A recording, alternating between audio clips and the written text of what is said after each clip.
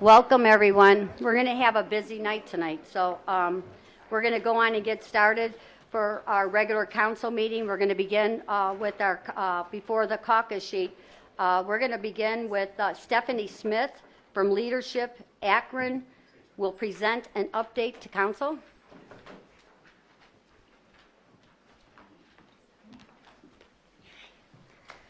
Good afternoon. Thank you so much for inviting me here to be with you today. I'm Stephanie Smith, the Engagement and Impact Director at Leadership Akron.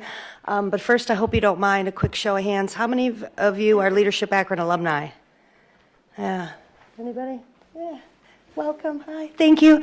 How many of you have never heard of Leadership Akron? Good. That's a good sign. That's a good sign. So I wanted to share with you a little bit today. So Jeff had invited me to be here with you to kind of share some of the initiatives that we have at Leadership Akron. I will tell you that as a team of 5, we have no new initiatives. So I'd like to just maybe spend a minute and tell you some of the things that we're working on and why leadership matters in our community. So like I said, we, Leadership Akron, so our role is to empower, inspire, and strengthen the leaders of our community, whether they're emerging leaders or new leaders in the community, and we do this through a variety of programs. So small but mighty team of 5, we do 9 programs in the community, ranging from our 10-month signature program all the way down to our one-day insight program. And what these do is that these programs help to transform the leaders who are transforming our community. And so we expose them to the challenges that are happening in our community, the resources that we have available, the conversations that are happening that we're not talking about. And these cohorts have the ability to bring all of this together so that when they leave transformed, and they can now go back into the community armed and educated with this new information so that they can lead better. I know that you mentioned some of the things that we're doing, and while I said I don't think that we're really starting any new initiatives right now, I did want to maybe mention some of the ways that we could be supported, especially as we think about ways that we can continue to nurture and empower the next generation of leaders. We do have a number of programs that we have in the community. While most of them are for alumni, we do have some that are open to the community. We have monthly programs that are free, and they're hosted at the Duck Club every month, so it doesn't matter who you are, you're welcome to join. We bring in leaders from various backgrounds to just talk about the challenges and struggles they went through and how they overcame it. We also have a number of volunteer opportunities. So there are people who look to get involved. Maybe they don't have time to commit to a program, but they believe in the mission. And so we have volunteer opportunities, whether that's to help provide some time while you come to one of our programs, or perhaps you want to serve as a host, and we can have an event at your venue, and we can talk about, the opportunities and what we kind of do there. But some of the best things that you can do, I think, to help is to facilitate engagement with our own community and with the leaders and future leaders and our alumni.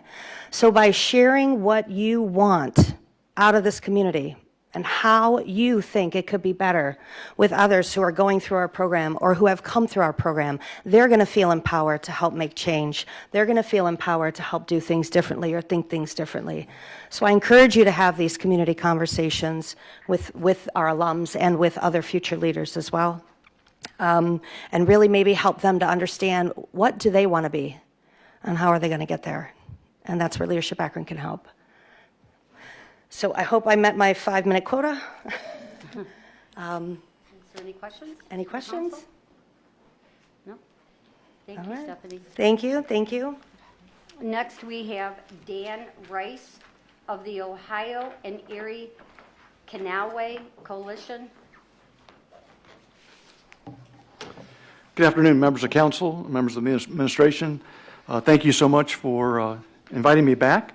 I just want to give you a really brief and quick update regarding the 2024 Summit County Trail Plan. I believe you've got packets of information in front of you, but also actually put together a really brief slide presentation. But this is a regional trail program that really is possible through your incredible vision and leadership, as well as Summit Metro Parks. And so we're very grateful for the partnership with Summit County Government, Summit County Council, and Summit Metro Parks, because through your support, we've been able to award 119 grants totaling $1.6 million throughout Summit County. But more importantly, that's leveraged $25 million in private, local, state, and federal resources. For every $1 of county investment, we're leveraging $16 of private, local, state, and federal investment. And the projects this year that were selected through a committee with representation from the county, as well as some of Metro Parks and the Ohio Near Canalway Coalition. You see those 3 projects listed there. The Bath Township project, the Northampton Point Trailhead, and also a signage project that actually Better Kenmore is working on here in the city of Akron. And all of our partners are actively working on trail projects throughout Summit County to make connectivity to the Ohio Erie Canal Towpath Trail. And the grant program is really important because it enables us to leverage a lot of those local, private, state, and federal resources. Another major milestone that we were able to achieve in 2024 was the first section of the Rubber City Heritage Trail. Many of you folks were there that day. I think we got a picture here at the ribbon cutting. Absolutely beautiful day on the former rail line. The Rubber City Heritage Trail, actually I might go back here just briefly, is a 6-mile rail trail that connects the neighborhoods through the city of Akron, Easton, Middlebury, downtown Akron, University of Akron, and Summit Lake. And think of this as like the city of Akron's version of the High Line or the 606 in Chicago. It's a multi-use recreational trail for hikers and bicyclists, but there aren't any trailheads. There's no place for people to drive to. This is a trail in which neighborhood residents can walk to their schools, their libraries, Dave's Supermarket, to access resources within the city of Akron. And then ultimately they can connect down to the Ohio Erie Canal Towpath Trail on the western end. And so if folks are on the Towpath Trail and they want to explore Akron, they can hop on the Rubber City Heritage Trail. So we're really excited that this first mile does connect into the Goodyear Global Headquarters, and really excited about the next steps there. And then really just briefly, I wanted to touch upon, as you folks have been very supportive of our Akron Civic Commons work, and these are these public spaces along the Ohio Erie Canal Towpath Trail. If we could open the blinds here, you could probably overlook Lock 3 Park. These are really some recent pictures. That is the Maynard Performance Pavilion. It's a world-class performance pavilion. There's nothing like it in the entire world. The rooftop actually has a little bit like a wavy look to it, and it's named in honor of community philanthropist Phil Maynard. Other photographs here, this is the Cynthia and Lana Knight Hemlock Walk. One of the beautiful things about Lock 3 Park is the accessibility. We try to design parks, trails, and public spaces so whether they're for an 8-year-old or an 80-year-old. And so this is the grade here is about 4.9%, very nice and gentle. You see the nice benches there, so sometimes people need a place to rest after they walk either up or down the slope there. This is the Francis and Richard Buckholzer balcony up on Main Street. This is really designed to be like a patio. So imagine University of Akron students, downtown residents, visitors, downtown workers. There will be movable seating here in the summertime, in the spring and winter time, fall as well. And also be some artwork actually up here on the balcony as well. And then this is the Rogers Bloom Garden. Again, another beautiful landscape garden that's closest to the Akron Civic Theater. Again, you'll notice the nice seating that's there in the Bloom Garden. We're really proud, and I apologize, I don't necessarily have a nighttime shot, but Lock 3 Park, you probably saw the announcement. There's going to be a public opening next November 29th, a grand reopening. And I'm proud to say that in partnership with the City of Akron, the project is on schedule and is on budget. And thanks to your incredible support, I really appreciate it. It makes a huge difference here. The Summit County government, Summit County Council contributed $500,000, so thank you very, very much. We really appreciate that greatly. But we're not done. We've still got a little bit more to do here. We're working down at Summit Lake. I know Brian and Mr. Montgomery are giving me little looks over there about the future projects. But because as we talked before, what's really important to us is making sure there's equity in public spaces, that regardless of your age, your gender, income, education, experience, everybody deserves great public spaces, regardless of those factors. And Summit Lake is an area that has unfortunately been disinvested in, primarily a black and brown community. In many ways we've turned our back on, but really through Akron Civic Commons and our resident-led process, things like guided canoe trips at Summit Lake, bicycle shares, and a trail that goes all the way around Summit Lake. This is an example of when you talk about investing in our youth. This is a summer youth employment program that we hire youth in the neighborhood to actually help steward the park. We pay them $13 an hour, and they pick up litter. You see them there pruning the gardens, also moving mulch, painting tables. And it accomplishes a couple different things. One, it builds pride and stewardship in a public space. It gives these kids a summer job. For many of these kids, they've never had a summer job. But more importantly, it says that we really care about these public spaces. And these kids are building benches, and those benches are going to be there 5 or 10 or 15 years from now. And they can look back and say, I had a hand in improving this public space. But this is really the next step. This is the Summit Lake North Shore project. We've raised over $5 million for this. This is actually right on the lakefront. You see the canoe and kayak share in the background there. And then this is the nighttime shop. This is what it's going to look like. We just put this project out for bid 2 weeks ago. We'll be opening bids in December. And we're working really hard to make sure we get good bids. And our goal is to have this under contract in early 2025, under construction in 2025, and completed no later than the first quarter of 2026. And so we're really proud to partner with the Summit County government, City of Akron, all of our residents here in Summit County on these accessible, equitable, and welcoming parks, trails, and public spaces. And none of this would be possible if it wasn't for your support. So I'm very grateful for your support. I want to thank you for it, and I'd be happy to answer any questions you folks have. Mr. Schmidt? Thanks, Dan. Thanks, Jeff. Thank you, Madam President. The Freedom Trail that is going to go along the railroad tracks that go through Cauga Falls and all through Silver Lake and up through up to Hudson and Silver, do you have anything to do with that? And I believe if the trail that goes through Cauga Falls and Silver Lakes and eventually to Hudson, Councilman Schmidt, that actually is the Veterans Trail. So that is a trail project that we have, worked with some of Metro Parks as well as Metro RTA. But Metro RTA has really been in a leadership role in that because they actually own the land of that proposed trail. But we have in the past actually assisted with some of the planning for that trail. And I'd be happy to discuss anything further with you outside of this meeting if that'd be helpful. okay, there's some folks who are very interested Yes. in it, and they follow up on it every once in a while with me, and they're very interested in seeing that come to fruition. Yes, and we've also been trying to give them advice and guidance and counsel as well. So we're very familiar with that group. Thanks, Dan. Thank you, Madam Certainly. President. Bethany? Thank you, Madam President. I just want to thank you for the work you do. It's all so exciting, and that is a beautiful picture there. The opening of Lock 3, is that the 29th or the 23rd? There's two, actually. That what you Oh. have in there is actually the donor reception. Okay. And so if you're able to join us for that, we would Okay. certainly love to have you. You should have gotten an invitation already, but I want to make sure you had another one. Yes. So there's Okay. actually two open. There's a soft That's opening. why I was Yes. confused. Okay, thank you. No, thank you, Councilwoman. Thank you for your support. Mr. Wilhite? Hey, Dan, one of the original depictions of the space showed a marble sculpture piece. Is that still part of the, because that, when you come down the expressway, you're going to see an amazing Right. view there off of the expressway, which will be cool for people going through Akron or coming to Akron. No, you're correct, Councilman. There are actually multiple phases to the Summit Lake Vision Plan. The rendering that I believe you're referring to is actually either phase 2 or 3. This is phase 1, primarily right there on the North Shore. The second phase that you're referring to would actually be more to the west, closer to the Margaret Park School site. So we're focused on getting this completed, then we'll move on to phase 2 and 3. Liz? I just want to add my gratitude and also how impressed I am at the speed that you all are working. I feel like every 6 months we're at another ribbon cutting or groundbreaking on this project. And as we all know in public works, that's the fact that you guys keep at it and keep hitting these benchmarks is just incredible. So thanks for what you guys are doing.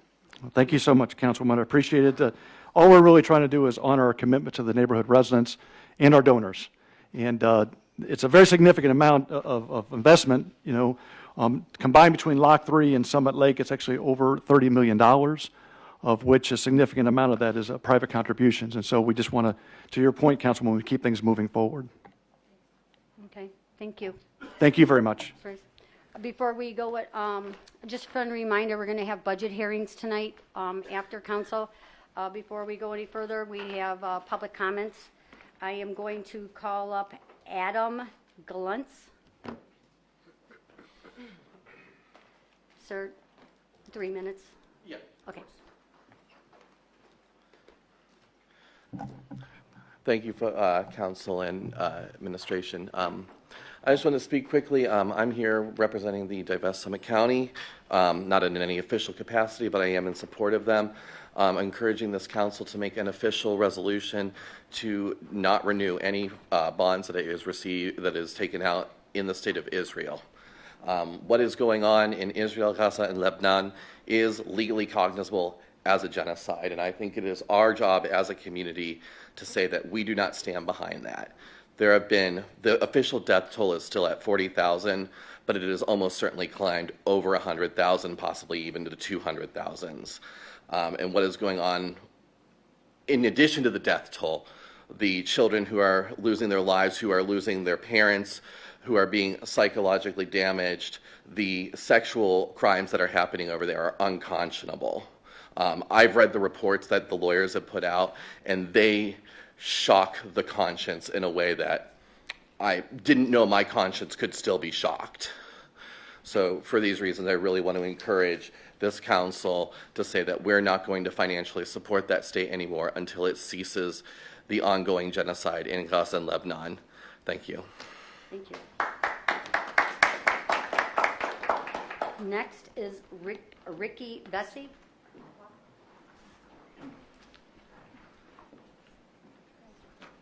They have it on here. Hi, thank you for your time and attention.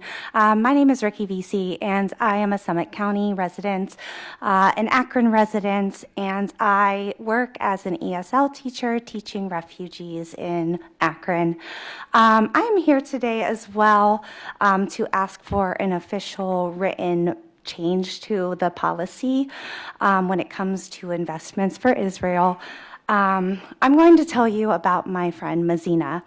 My friend Mazina was born in Lebanon, but she has spent many years here as a Summit County resident and is now an American citizen. She is my classroom assistant, and she is my friend. She is a great person to have in the classroom, not only because she speaks 3 languages, which is very helpful, but because she's very welcoming, very generous. She donates her time, she volunteers her time to work in my classroom. Over the summer, someone in her family fell ill, and she booked a flight to go to Lebanon to see her family. She left at the beginning of September. About a week after she left is when the pager attacks happened in Lebanon. She has not been able to return. She has made many attempts to return to the United States. She has asked the embassy to help her, and she has gotten no clear answer. She is still there in Lebanon, and every day I check my WhatsApp app just to know that she is still alive, just to know that she has been connected, even if she is not able to respond to me. I last spoke to her yesterday. She is alive. Her family is alive. But as the time goes by, she is increasingly worried. Her flight, there is only one airline now operating out of Lebanon to return to the United States. And her flight has been changed 3 times. Her flight has now been pushed back to December 2nd. So we are, fingers crossed, hoping that she will be on that flight and it won't be changed again. But I wanted to share this story to tell you that when we talk about divestment and not reinvesting in the future, a lot of people can distance it as something that's happening over there. But it is happening here. It's happening in our communities. It's happening to our residents. She is a Summit County resident. She is married to a man, American-born citizen, who is also a Summit County resident. So it touches some of us. Some of us aren't able to shut it off because it is our daily lives. And of course, my students miss her. They ask me about her every day. So I just wanted to share this story to let you know why it's so important. And obviously, you probably know that the aggressions have moved into Lebanon now. Over 4,000 residents have been killed in Lebanon at this point. Thank you.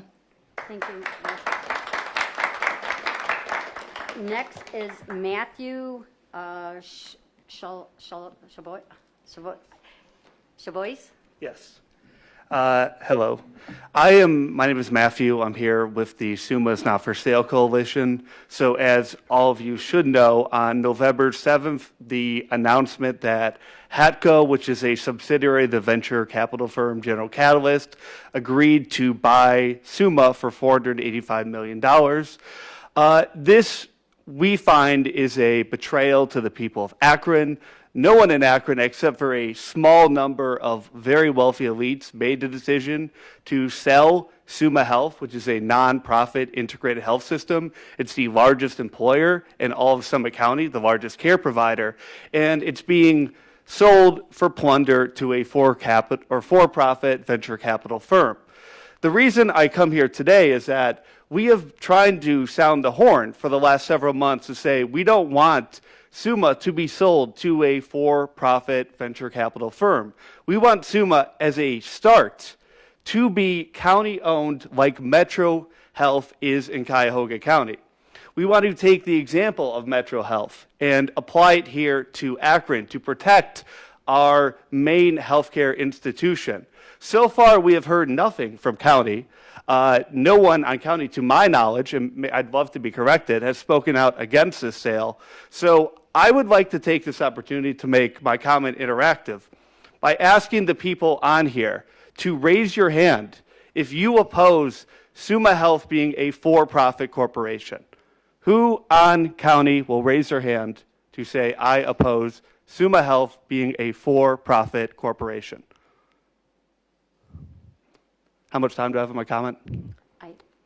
I will keep my hand up until the end of my comment so everyone here can see that no one from Summit County elected by working class people will stand with working class people against this deal. So I will stay here for the rest of my comment, waiting for one of you to raise your hand.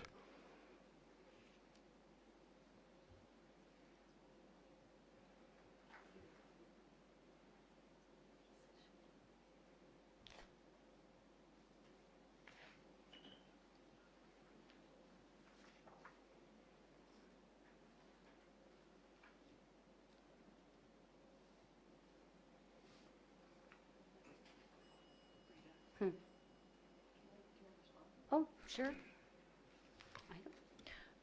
If you don't mind, I'd just like to respond.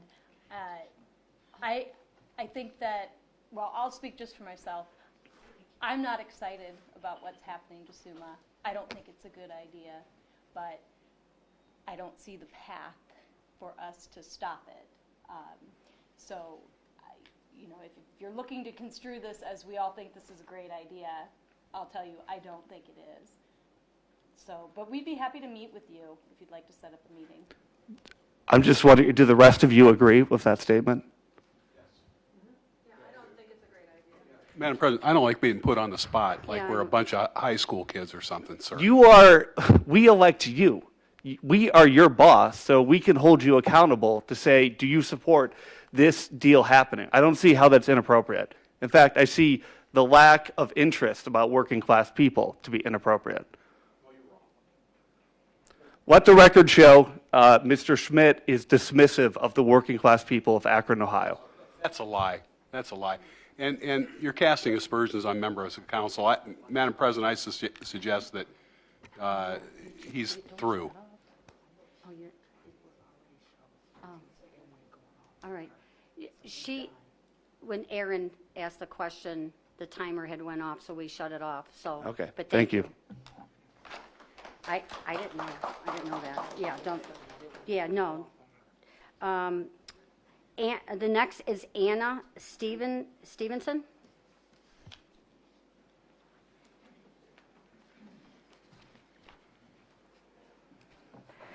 Hello, my name is Anna Stevenson. I'm not a current resident of Summit County, however, I work in Cuyahoga Falls and many of my peers live here.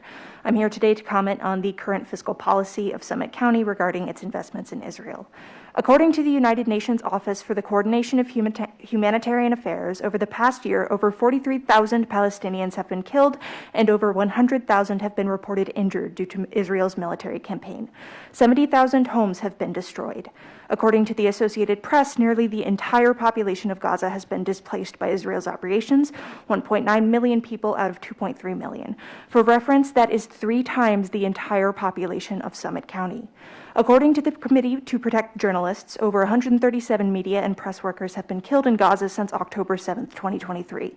This organization has been collecting data for over 30 years, and this is the deadliest period for journalists out of all 30. The United Nations itself has expressed concern over this death toll. According to the World Health Organization, in December of 2023, 93% of Gazans faced crisis levels of food insecurity. Infectious diseases are spreading rampantly, and this has only worsened in the following year. Now there are only 2 functional hospitals in Gaza at which healthcare supplies are critically low. According to a research article published in journal PLOS Global Public Health, the majority of hospitals in the Gaza Strip have been within either lethal or damage and injury ranges of 2,000-pound bombs dropped by the Israeli military. The aid that Gaza receives is not nearly enough to address the widespread disease and injury. Israel has actively passed legislation to further restrict the aid allowed into Gaza by the UNRWA, the UN's relief agency. The United States sends Israel over $3.3 billion of military aid every year, this past year alone totaling over $17 billion, as reported by the U.S. Military Bureau of Political Military Affairs. Our tax dollars contribute to this. This mass starvation, killing, and displacement of citizens is how that money is spent. Israel cannot be allowed to continue the slaughter of the Palestinian people on Summit County tax dollars. It is unconscionable. As human beings, we have a responsibility to look after each other, both here in Summit County and across the world in Palestine. I urge you to make no further investments in Israel, to divest from the current investments that we have, and to instead purpose that money into your Summit County community. Furthermore, I urge you for the creation of a community investment review board to oversee all future investments and their moral impact and ramifications. Thank you. Thank you. Next we have Dr. Jadala. Oh, there it is.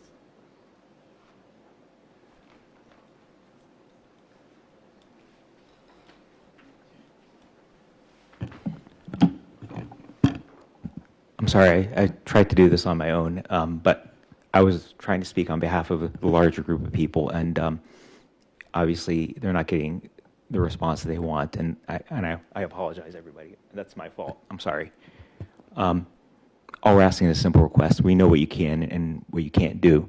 What you can do is you can make a statement saying that you know that the state of Israel is involved in illegal behavior. You choose not to invest in that illegal behavior. You could work with the fiscal office. You can make a statement saying we do not want to involve ourselves with Israel bonds or any bonds where that state is committing a crime. If the city of Akron has said that Israel is guilty of criminal behavior in terms of the occupation and dispossession of the Palestinian people, if Jewish leadership, including Daniel Blaine, admits that the occupation and the settlements are illegal, what more do you want?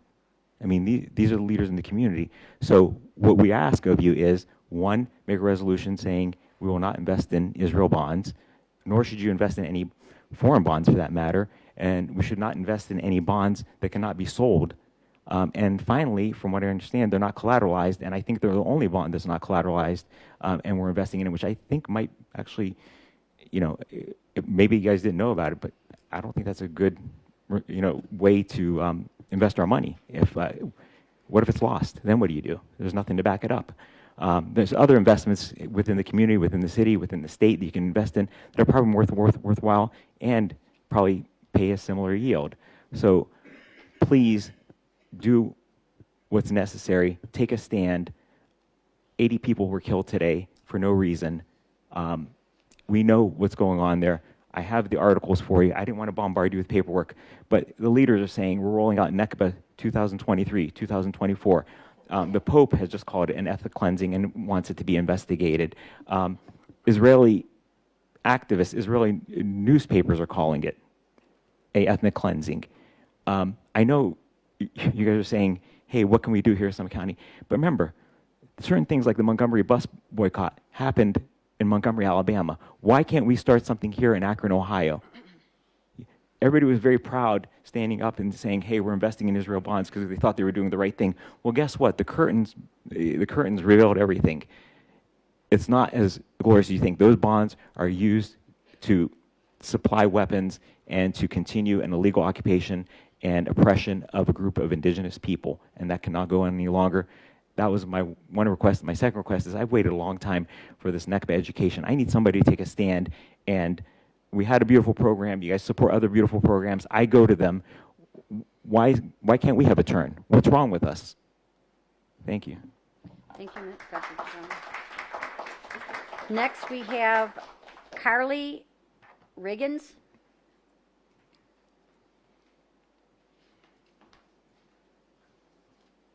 Hello, my name is Carly Riggins, and I'm an organizer with the Party for Socialism and Liberation, as well as the Akron Palestine Solidarity Collective. Summit County currently has $4.5 million invested in foreign bonds, specifically in the state of Israel. This money, which could be used to help improve our schools, is being used to bomb schools in Gaza. This money, which could be used to combat homelessness in Akron, is being used to expand Israel's illegal settlements in the West Bank, and now as it begins annexing in the Gaza Strip. This money, which could be used to help feed the estimated 16,000 food insecure children living in Summit County, is instead being used to support Israel as it targets and murders children in Gaza, and as it continues to intentionally and systematically starve the population it hasn't yet bombed. In Ohio alone, $330 million are currently invested in Israel bonds. 80 million of those dollars come from county governments. Imagine what we could do with all of that. How many families we could house, how many children we could feed, how many schools we could help fund. It's already been stated on public record that the county will not reinvest in Israel when the current investments mature, and we appreciate that agreement, but we need to make sure this can never happen again. We need a permanent, legally binding change to the fiscal policy.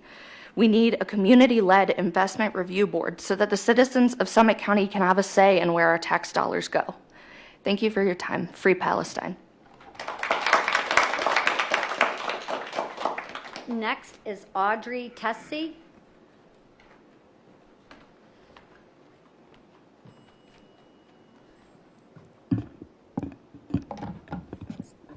All right, that's good. Hello again. As you said, my name is Audrey Tessie, and I am a fourth-year doctoral student in the Counseling Psychology program at the University of Akron. And I'm here to express my deep concerns over the proposal to invest $4.5 million in Israel bonds by using the tax dollars of Summit County residents. This decision, if approved, would make Summit County complicit in funding the continued genocide of Palestinians, a tragedy that has persisted for decades. Instead, these funds should be invested into programs that can address the urgent needs of our community, such as healthcare, education, housing, the environment, and infrastructure. But before I discuss why this investment is both unethical and harmful, I want to highlight the importance of understanding the historical context of what is happening to Palestinians today. This is why it's imperative for the County Council to also pass a resolution for Nakba Remembrance Day, which would include an educational program dedicated to the remembrance of the 1948 Nakba. The Nakba refers to the forced displacement of over 700,000 Palestinians, the killing of tens and thousands of Palestinians, and the ethnic cleansing of Palestinian communities. This was the beginning of a system of oppression that continues to this day. We see the ongoing consequences of the destruction of homes, mass displacement, and the loss of innocent lives. For many in the U.S., however, the Nakba remains a distant and very misunderstood historical event, one that is often ignored in our educational system. So this ignorance allows cycles of harm to persist. We're taught to study history so we don't repeat its mistakes, so why does this principle not apply to the Nakba? Teaching this history would help us understand the roots of the ongoing genocide of Palestinians and confront the systemic violence at its core. Without this awareness, we fail to acknowledge the humanity of the Palestinians impacted and our role in challenging oppression. So passing a resolution for Nakba Remembrance Day is not just about learning the past, but it's also about fostering empathy and awareness in our communities. In fact, investing in Israel bonds directly contradicts this pursuit of justice. These funds would support a system that perpetuates violence and displacement rather than addressing critical needs here at home. Summit County faces numerous challenges, such as families without affordable housing, schools in need of resources, and so on and so forth. So imagine what this money could do for these initiatives. It could build affordable homes, fund healthcare programs, and so on and so forth. These are investments that uplift our community and reflect our values. We could also invest this money into humanitarian aid for Palestinians who have been significantly impacted by the ongoing atrocities on behalf of Israel and the U.S. So we have a moral responsibility to ensure our actions align with principles of equity and justice. So supporting Israel bonds makes us complicit in these human rights violations. Instead, we should invest in the well-being of Summit County residents, as well as Palestinians, and take a stand for truth, accountability, and humanity. So passing this resolution alongside rejecting this unethical Tessie. investment is a step toward justice, both locally and globally. Thank you. Thank you. Next is Jaffa.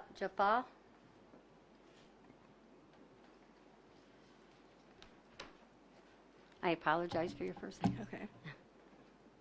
Hello, my name is Dunya. I'm an organizer with the Palestinian Youth Movement and the Akron Palestine Solidarity Collective. I have been a resident of Akron for the past 7 years, and today I stand as a Palestinian and Akron resident to call on this council to take a decisive and courageous step in divesting from Israel bonds and aligning its investments with the values of equity, justice, and human dignity. I urge this body to divest from Israel bonds as a means of signaling our commitment to human rights and to bringing attention to the grave and ongoing situation in Palestine. This is a call for accountability, an appeal to ensure that the county's financial investments do not contribute to systems that perpetuate violence, occupation, and injustice. In recent years, Israel's government has continued to expand settlements on occupied Palestinian land, violating international law and committing widespread human rights abuses against the Palestinian people. This includes the destruction of homes, the displacement of families, the targeting of civilians, and the suppression of basic freedoms through a brutal military occupation. This also includes the past year of an escalated genocide against the people of Gaza, where the Gaza Strip has faced mass destruction, starvation, and killing, with estimates as high as 180,000 people being killed.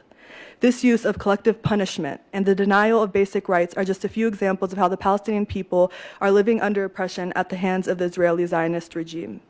As public officials, you have a responsibility to ensure that the investments made by this county do not fund or enable such actions. These bonds purchased by our county directly support the Israeli government and, by extension, help to fund policies that contribute to human suffering. We know that divestment is a powerful tool for change. History has shown us this, from the South African apartheid struggle to the push for environmental justice. By divesting from Israeli bonds, we are taking a stand that echoes the legacy of those who have fought against oppression and discrimination throughout history.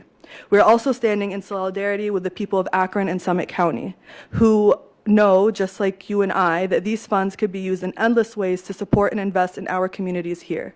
60,000 of Summit County residents are food insecure. 17,000 of those are children.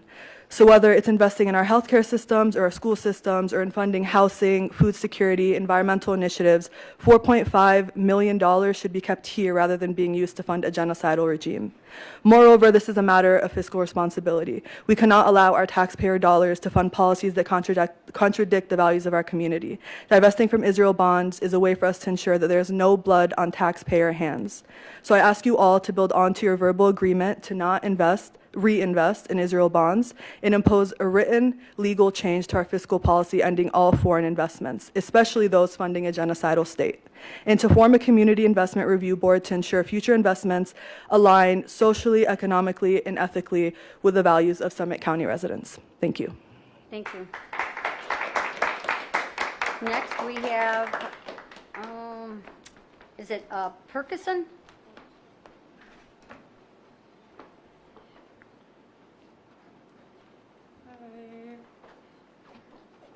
I'm Caroline Perkison. As a member of Summit County, we demand a divestment from Israel bonds. We demand the county change its fiscal policy to prohibit future investments in foreign entities. We feel it necessary that a community investment review board is built to assess the ramifications of the $4.5 million invested in Israeli bonds. Thank you. That's all. Thank you. Moving back on to our caucus sheet, we have, I'm so sorry. To the gentleman here about Summa Health, for you to broad brush that we don't care for the working people, I can't sit here and be quiet. Every day of my life, I spend helping homeless families with children get back into housing. For you to make a broad brush normalization that we have ignored the people of this county is just not fair. And until and unless we as a community stop normalizing this kind of broad brush approach to everything that's done, we're never going to get anywhere. And I'm telling you, every day I know what's going on in this community as it relates to people who life got in their way. And for some reason they're homeless and their children are homeless. I'm worried about Summit County right here, people going to bed at night and having a roof over their head. I resent the fact that you classify me as somebody against working class people. I've spent 40 years of my life in this community. Every day of my life I have spent trying to better it. Me as one single vote, I have no way of telling SUMA what to do, like I can't tell Goodyear what to do. I can't tell Cleveland Clinic, Akron General what to do. But what they did do that I support is with this sale will come a new foundation into this community. And as somebody who practices in the nonprofit sector, whenever new resources come to us, we are grateful for that. What they do from the business side of it is going to be on them, and we'll all judge them based on the work that they do. But they at least had the decency to set up and establish a foundation that will come back to every one of you in this room in some way, shape, or another in helping to advance programs. That's my point to what you broad brushed me on. To all of you here for the Palestinian-Israeli issue, I give you my pledge. I will not vote for any legislation that goes towards any country that has any kind of inhumane activity towards anybody. We have got to stop finger pointing, and we've got to start sitting down at the peace table and making sure that's the direction that we go. Calling everybody names, pointing fingers, tell me what that's gained. It hasn't gained a thing. But when you sit down, when you sit down and you work with people, it can work. So, to all of you, so you know where I'm at, I'm speaking, the floor is mine. When you wonder what I would do in a vote, I'll give you my word. I will not vote for any legislation, whether it comes from the administration or this body, that supports a country that has inhumane activities towards other people. And again, I've made my point on the SUMA situation, and that's where I stand. Thank you, Madam President. You said you just want to sit down. Sir, you're not. You're done. Sir, Thank yes. you. You're done. Thank you. Sir. You're done, sir. Sir. You're done. That's it, or you're going to be asked to leave. Thank you. Yeah. Thank you very much. We appreciate it. Moving on, we're going to, there are 7 motions. There are 29 first readings. There are 4 first reading passage requests. 2024300. We have Marvin Evans here to address council.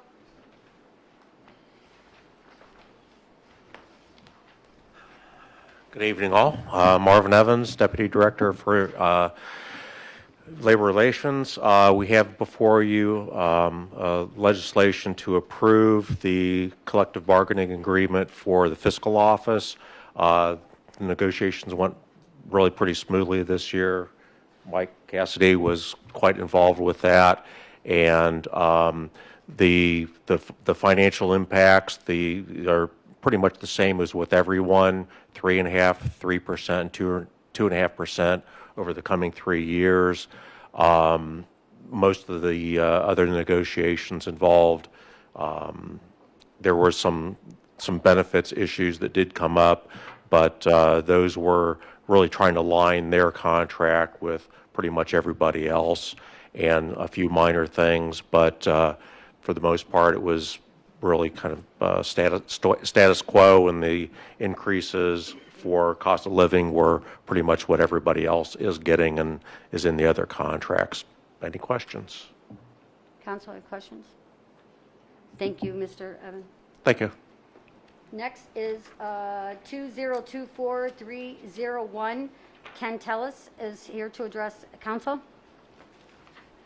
Good afternoon, Ken Tillis, Common Pleas Court. We are requesting first reading passage of a new contract with Oriana House for services to our Valor, which is the Veterans Court Specialized Docket. This is pursuant to a new grant from the Substance Abuse and Mental Health Services Administration. that was received as the end of September. They will provide 2 caseworkers and 1 recovery coach. It's up to a 5-year grant, and so we typically come before council year by year as that grant gets renewed. Since we're already into the grant period, that's the reason we're asking for a first reading passage. We, in this case, had some duplicative grants that we had to kind of deduplicate, so it took us a little bit to sort out under which grant we were going to pursue the contract, and I'm glad to answer any questions. Is there any questions from council? Thank you, sir. Thank you. Next is 2024302. We have Tom Jalbert here to address council.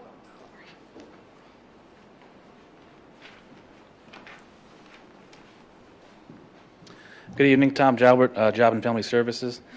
Back in August, we came to you and for approval of our homeless prevention contracts, 2 large contracts with United Way and Family and Community Services.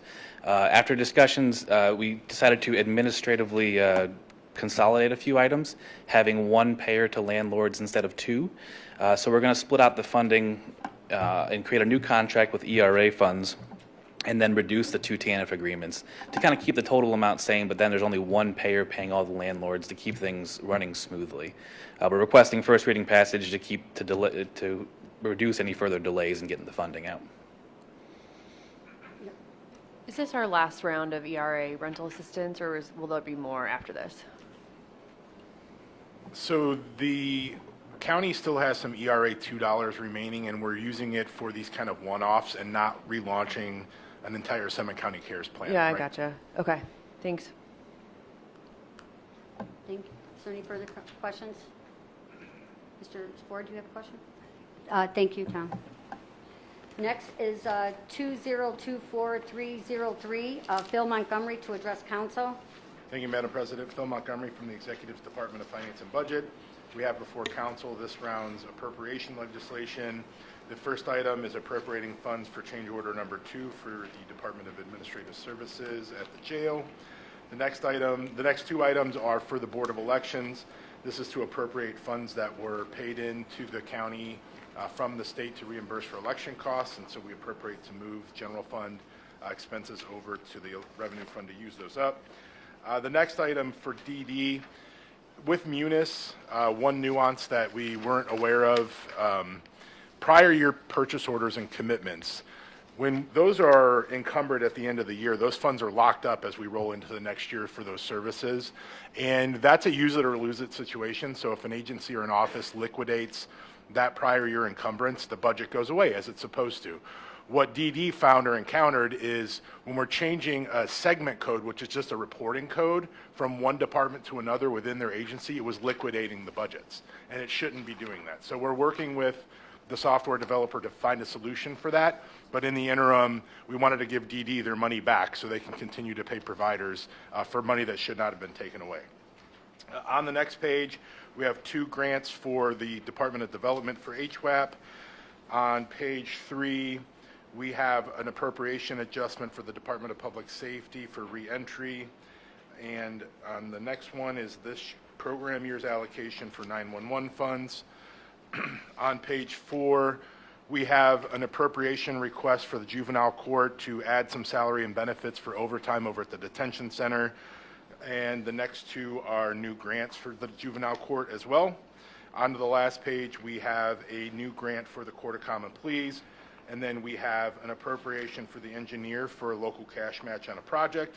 And then the last one is appropriating a couple of dollars to return developer funds for a project. And with that, I'd be happy to answer any questions. Phil, on the Munis issue, are we able to go back and make sure this hasn't happened to any other fund lines, or are we just going to discover it as we go? We're kind of doing a little bit of both. We're trying to look at the bigger ones like DD where we can fix them in one big movement. We're also having a conversation tomorrow with the auditor of state to find out if we can treat this as a clerical issue for right now as we find a solution. So I'll report back to council on that. Did you have a question, Mr. Ford? Okay. Is there any further questions? Okay. There is 1 late filing for first reading passage request, 2024-329.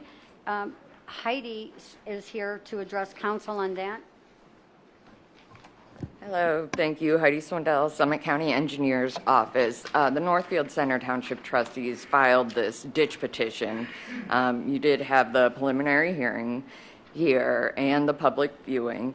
We would like to go ahead and put that project out, request for proposals for the preliminary study, see what kind of numbers we get back to see how much that will cost. So this just allows us to move forward with the ditch petition. And happy to answer any questions. Well, I don't think this- anybody's here today. Will this cost the residents at all? Are they going to? We have yet to determine, since it came from the township and not the Surface Water Management District, I'm sure there is going to be some kind of cost sharing set up. We just don't know what that looks like yet.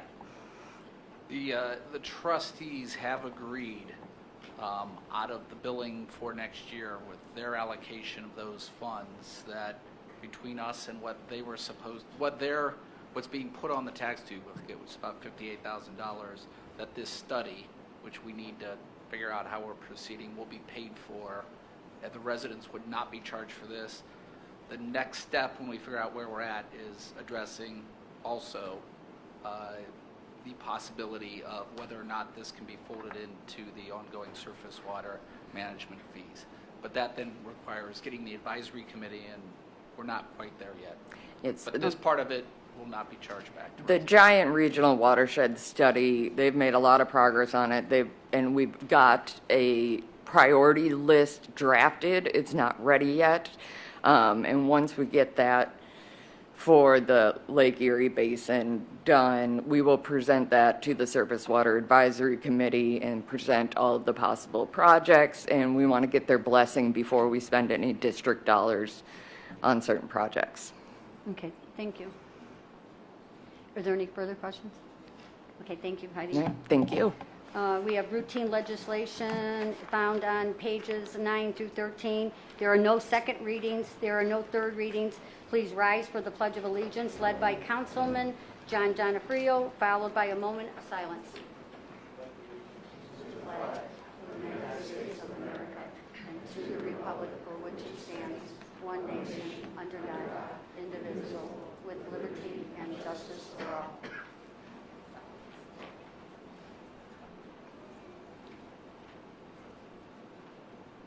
Thank you. Roll call. Mr. Smith? Here. Ms. Hyam?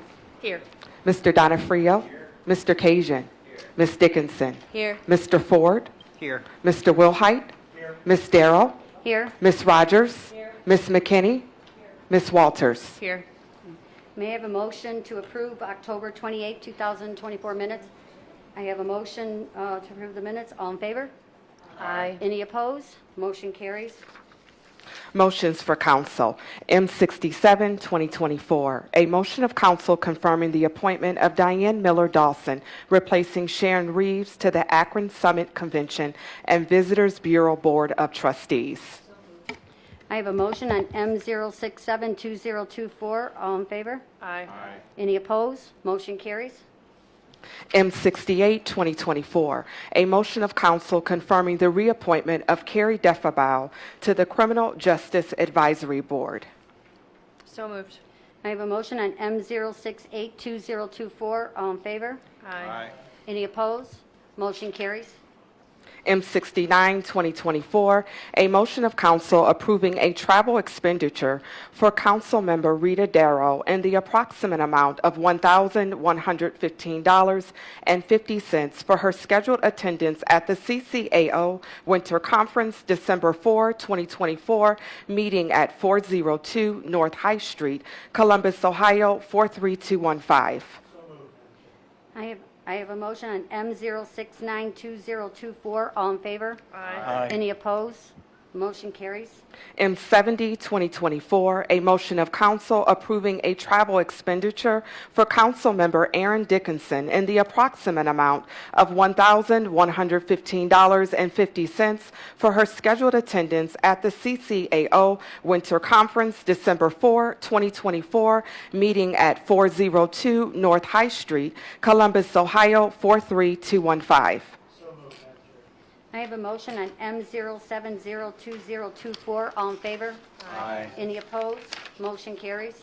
M71, 2024, a motion of council approving a travel expenditure for Councilmember Brandon Ford in the approximate amount of $1,131.35 for his scheduled attendance at the CCAO Winter Conference, December 4, 2024, meeting at 402 North High Street, Columbus, Ohio, 43215.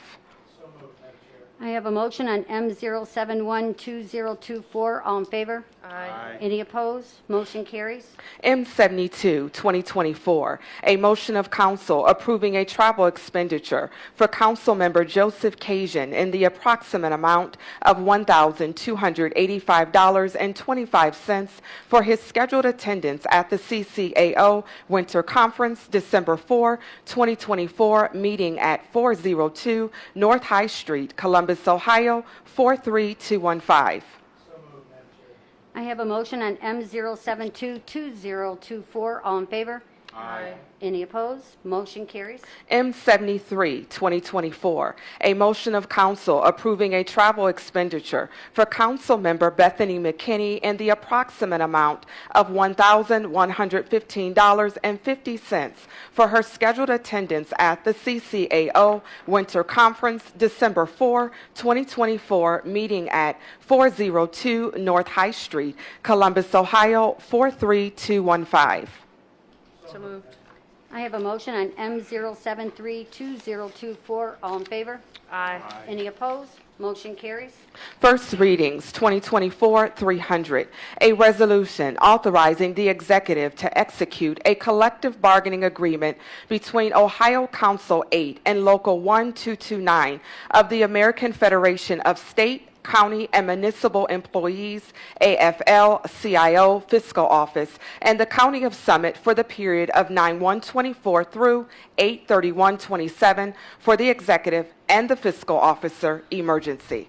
Madam President, I move to suspend the rules and adopt 2024-300. I have a motion to suspend the rules and adopt 2024-300.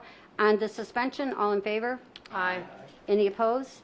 And on the adoption, all in favor? Aye. Any opposed? Motion carries.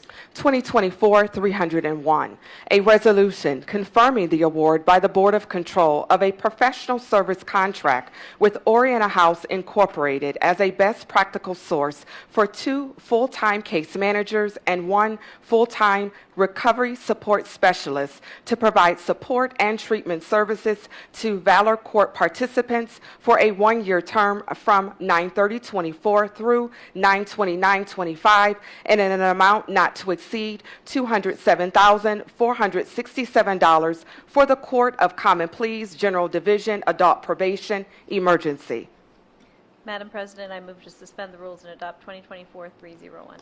I have a motion to suspend the rules and adopt 2024-301.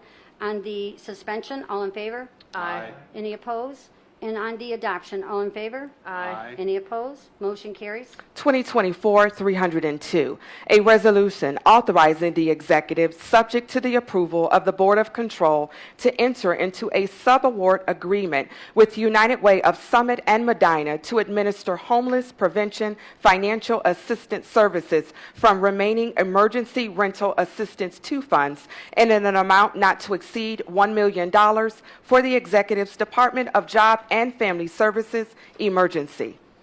Madam President, I move to suspend the rules and adopt Resolution 2024-302. I have a motion to suspend the rules and adopt 2024-302. On the suspension, all in favor? Aye. Any opposed? And on the adoption, all in favor? Aye. Any opposed? Motion carries.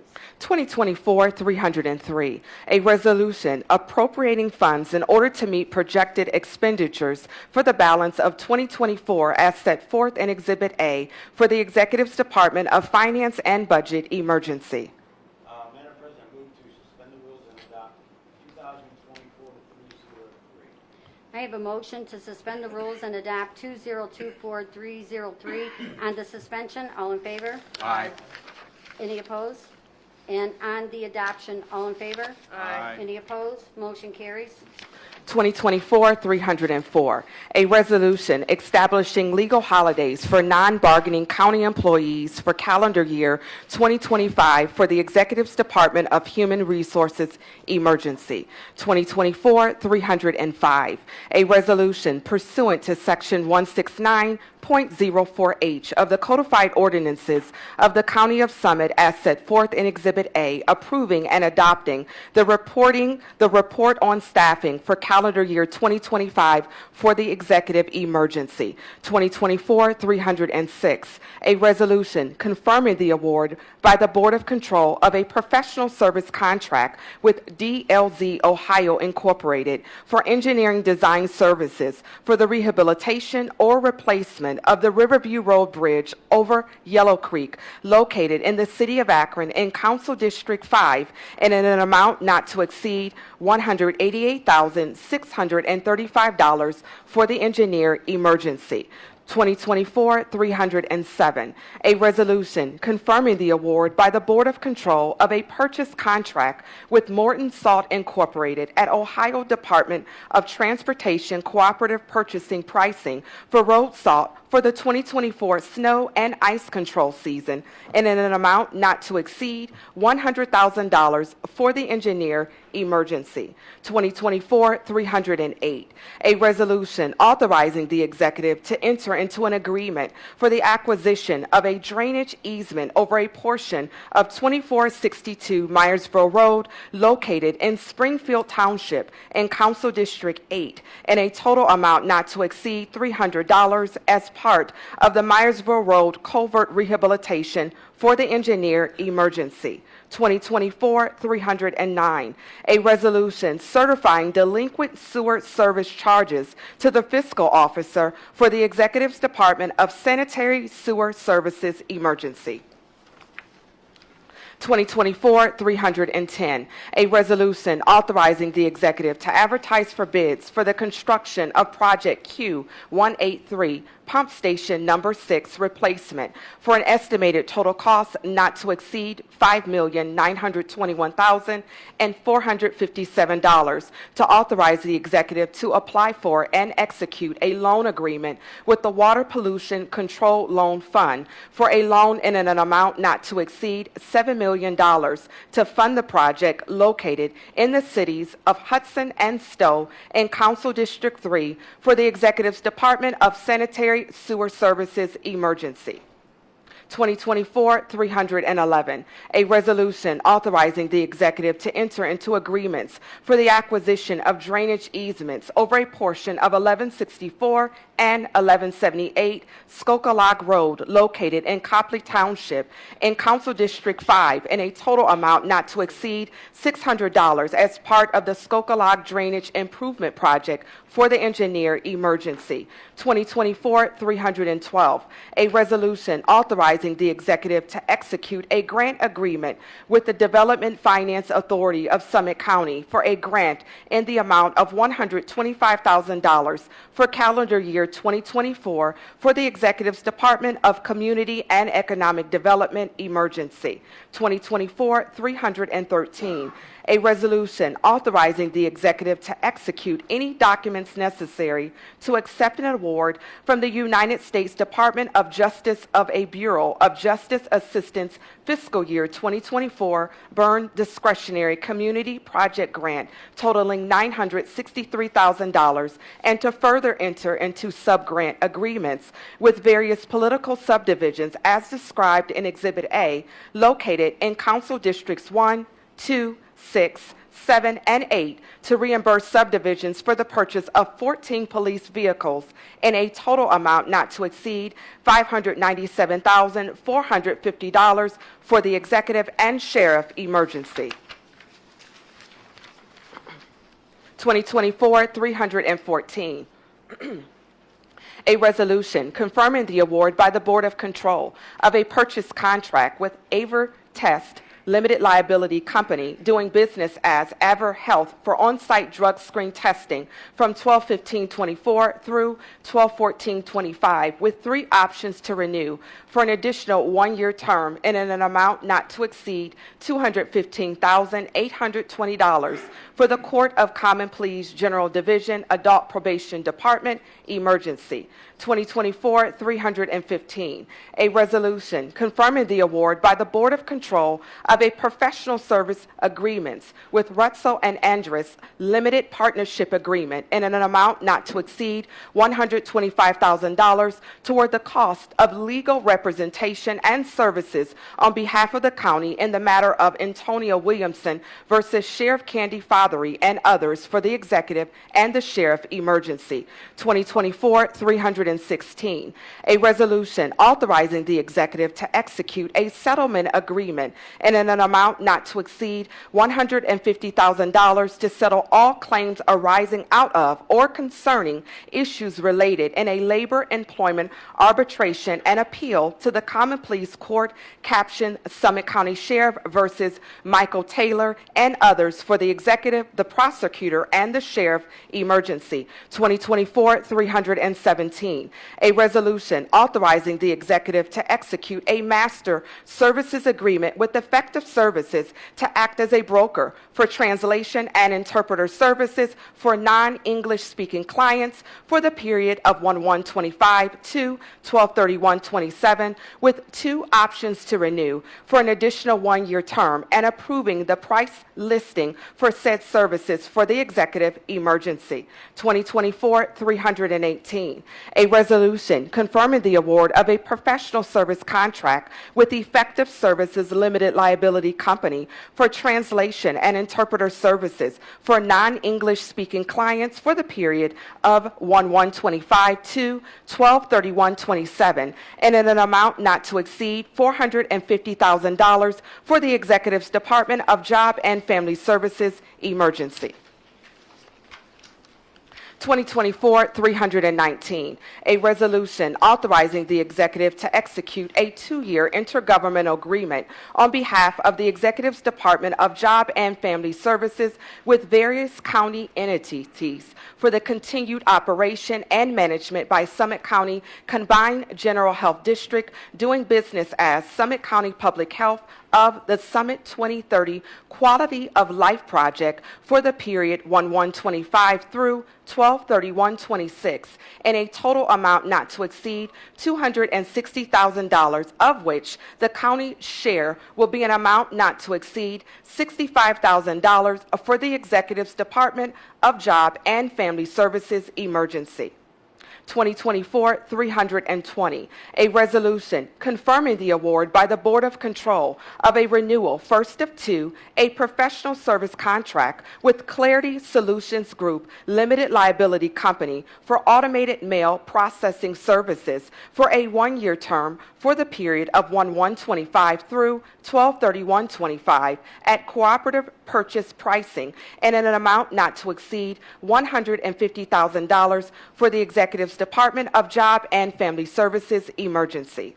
2024-321, a resolution confirming the award by the Board of Control of a professional service contract with Adult Guardianship Services of Summit County for the operation of the Volunteer Guardian Program for a 1-year term from 1/1/25 through 12/31/25, and in an amount not to exceed $100,000 for the Executive's Department of Job and Family Services emergency. 2024-322, a resolution approving and adopting the 2025 operating budget for the Alcohol, Drug, and Mental Health Services Board of the County of Summit and appropriating funds as set forth in Exhibit A for the Executive's Department of Finance and Budget emergency. 2024-323, a resolution approving and adopting the 2025 operating budget for all funds, departments, and agencies of the County of Summit and appropriating funds as set forth in Exhibit A for the Executive's Department of Finance and Budget emergency. 2024-324, a resolution approving and adopting the 2025 operating budget for the Executive's Department of Job and Family Services and appropriating funds as set forth in Exhibit A for the Executive's Department of Finance and Budget Emergency.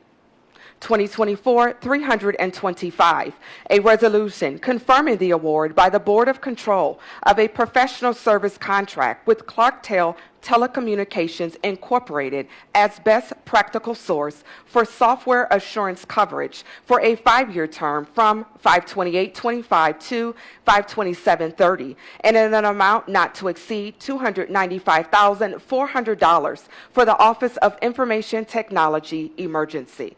2024-326, a resolution confirming the award by the Board of Control of a professional service contract with the Drella Project Incorporated, doing business as the Redesign Group under the National Cooperative Purchasing Alliance for storage as a service for a 3-year term and in an amount not to exceed $225,000 for the Office of Information Technology Emergency.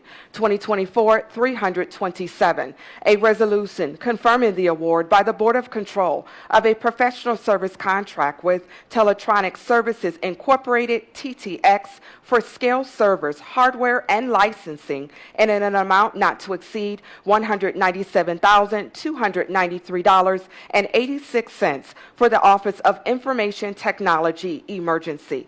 2024-328, a resolution confirming the award by the Board of Control of a professional service contract with UKG Chronos Systems Limited Liability Company as best practical source for the Chronos Telestaff module for a 3-year term and in an amount not to exceed $80,000 for the Executive's Department of Human Resources and the Office of Information Technology Emergency. Madam President, I move to add the late filing found on the blue sheet.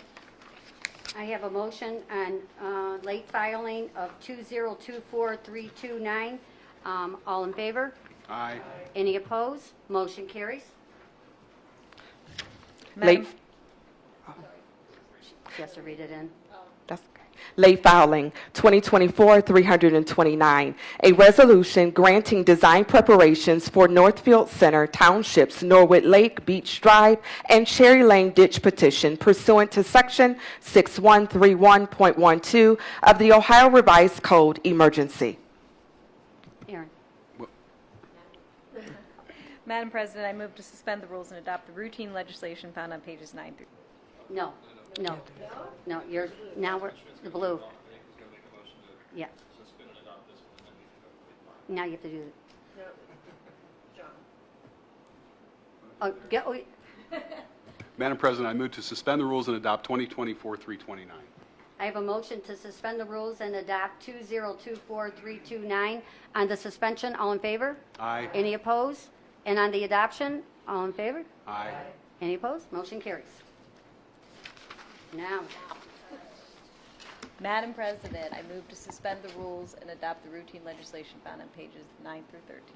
I have a motion to suspend the rules and adopt routine legislation found on pages 9 through 13. On the suspension, all in favor?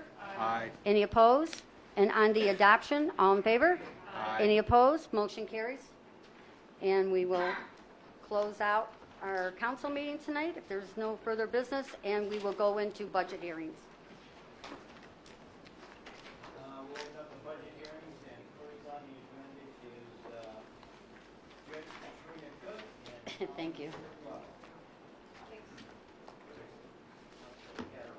Thank you. You wouldn't be the first one. Good evening, everybody. Tom McLaughlin and Judge Katarina Cook for Domestic Relations. Domestic Relations is on track to have 7,500 plus new filings this year, new or reactivated cases this year, over the 6,600 last year, so it's a pretty significant increase. We expect this trend to carry into 2025. An impactful number of those cases, the domestic violence CPO cases, are up to about 1,700 cases per year. Those cases are significant because the people walk in off the streets, they file, and they come up and have a hearing. It's not been scheduled. So it's pretty disruptive to the court. The way our magistrates are scheduled, they have hearings scheduled 4 days of the week, and they're supposed to have 1 day to write their decisions. Those days are being consumed with the 1,700 CPOs. So it's pushing out our decision time. We're mandated also by the Ohio Revised Code to have those hearings within the business day, so that's what makes it even more important. So as a result of this, and a few other issues that increased our caseload, back in 2019 is a change in the state legislation. We adopted some cases from, we took on cases from juvenile court. We didn't increase staff back then. Another change at the state level.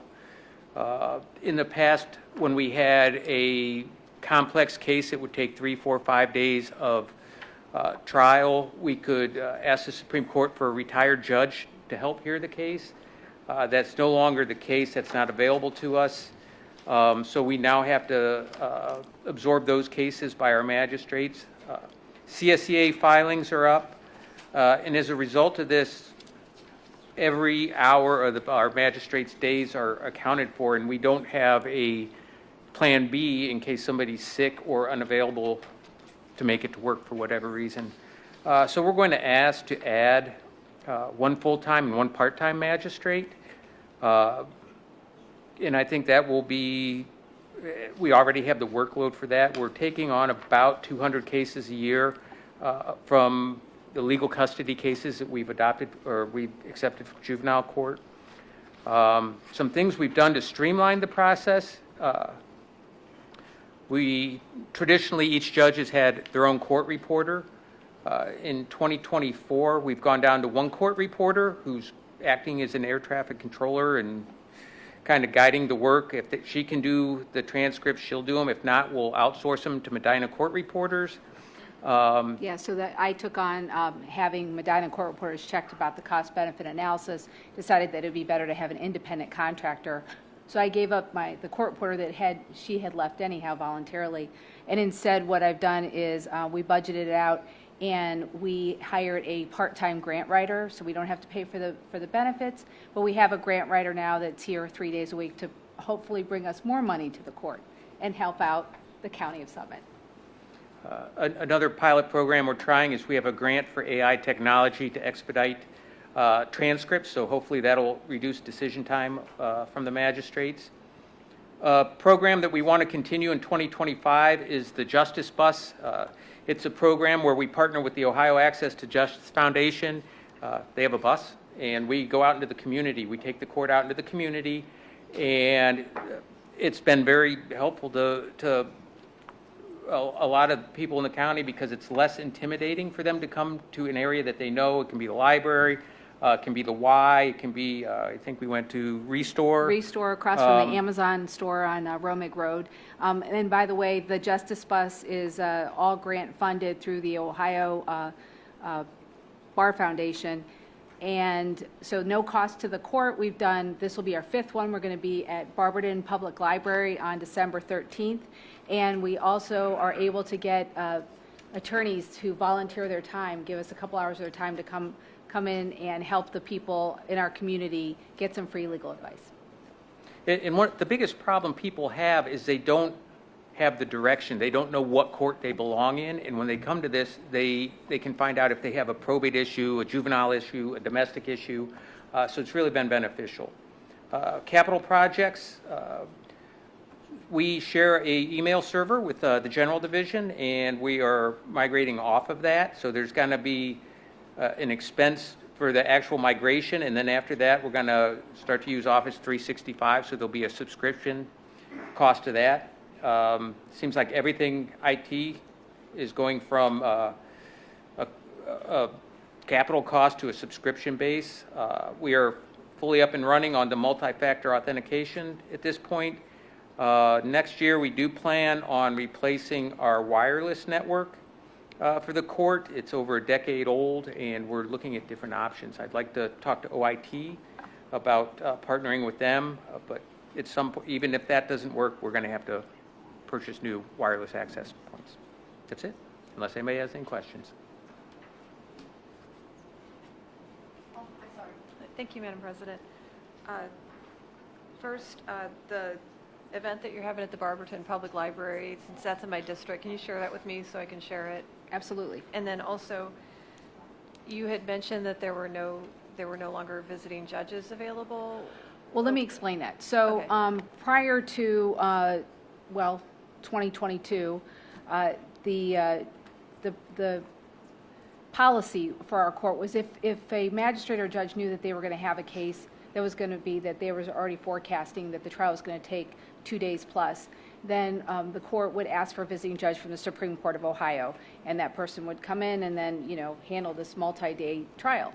That changed with the Chief Justice changing to Kennedy, and her policy totally drastically revamped our request for visiting judges, and she restricted our reasons for visiting judges. So pretty much we have to show her we're over age on all of our categories before we can even ask for a visiting judge. Well, good luck with that. So instead of trying to keep up with our work, she wants us to already be basically in the hole before we could get help. So we just take on having all those multi-day trials. So yes, we can get visiting judges mainly for conflict, and sometimes when we have a vacation. But other than that, we cannot get a visiting judge for, like I said, reasons of having a trial that can literally wipe out your docket. I mean, if you're doing that, you can't handle the all the hearings that you have set for that week. In addition to that, if I can add, the pool of visiting judges is shrinking. There's fewer and fewer judges willing to visit, and amongst them, most of them are probate and juvenile also, so we're sharing them between the courts. And these are cases that the magistrate could handle generally, the ones that you would want the visiting judge for? You were... Magistrates or judges. Or judges, So okay. sometimes, you would have the visiting judge handle a case, because otherwise, if somehow it was a magistrate, and then they have to object to, like myself or Judge Hightower, so then you're just creating more time and having to answer an objection, whereas if you had a visiting judge handle the case, it could go straight up. If they didn't like their decision, right, they could go up to the Court of Appeals. So it saves really time and a lot of effort on the part of the court. To have the visiting judge handle the case. Okay. And then I would think that a magistrate would probably be less cost than a visiting judge, though, for those cases? Well, you can't get a visiting magistrate, right? So, yeah. Right. I'm saying, though, but you're proposing adding, a full-time and part-time magistrate. And I would think that would be less expensive than having a visiting judge if you could get one. Yes, but the problem is that, so we had a magistrate this week, right? He had a sick kid. He couldn't come to work. So calls up at 6 o'clock in the morning, I can't come to work. Guess what? He had 5 hearings. I had nobody to put on to have to cover his hearings. So everybody that had a writing day tried to take a hearing and help him out and had no idea what, tried to catch up for him, so that the people that showed up at our court didn't show up, pay for parking, and then have no service that day, right? That's horrible customer service for them to appear and then not be able to have their case taken care of. So that's why we're asking for a floater magistrate, which, by the way, there was a position before that was it was a judicial attorney / magistrate position that the court had years before, and then it got absorbed when the building, when they got the new building. So then they just hired those people in full-time as magistrates, and then that position went away. So that was probably in 2005. But if you look historically, Domestic Relations Court did have a floater magistrate. I believe General Division has a floater magistrate, and so I'm giving you an example. As far as the other part-time one, we already, through grant funding, had brought in a DV, domestic violence, civil protection order magistrate for only 2 days a week. We're asking to have a 3-day part-time to take that load off of all the magistrates that we can get inundated. For example, there's a couple times this year, by noon on Monday, 11 CPO filings.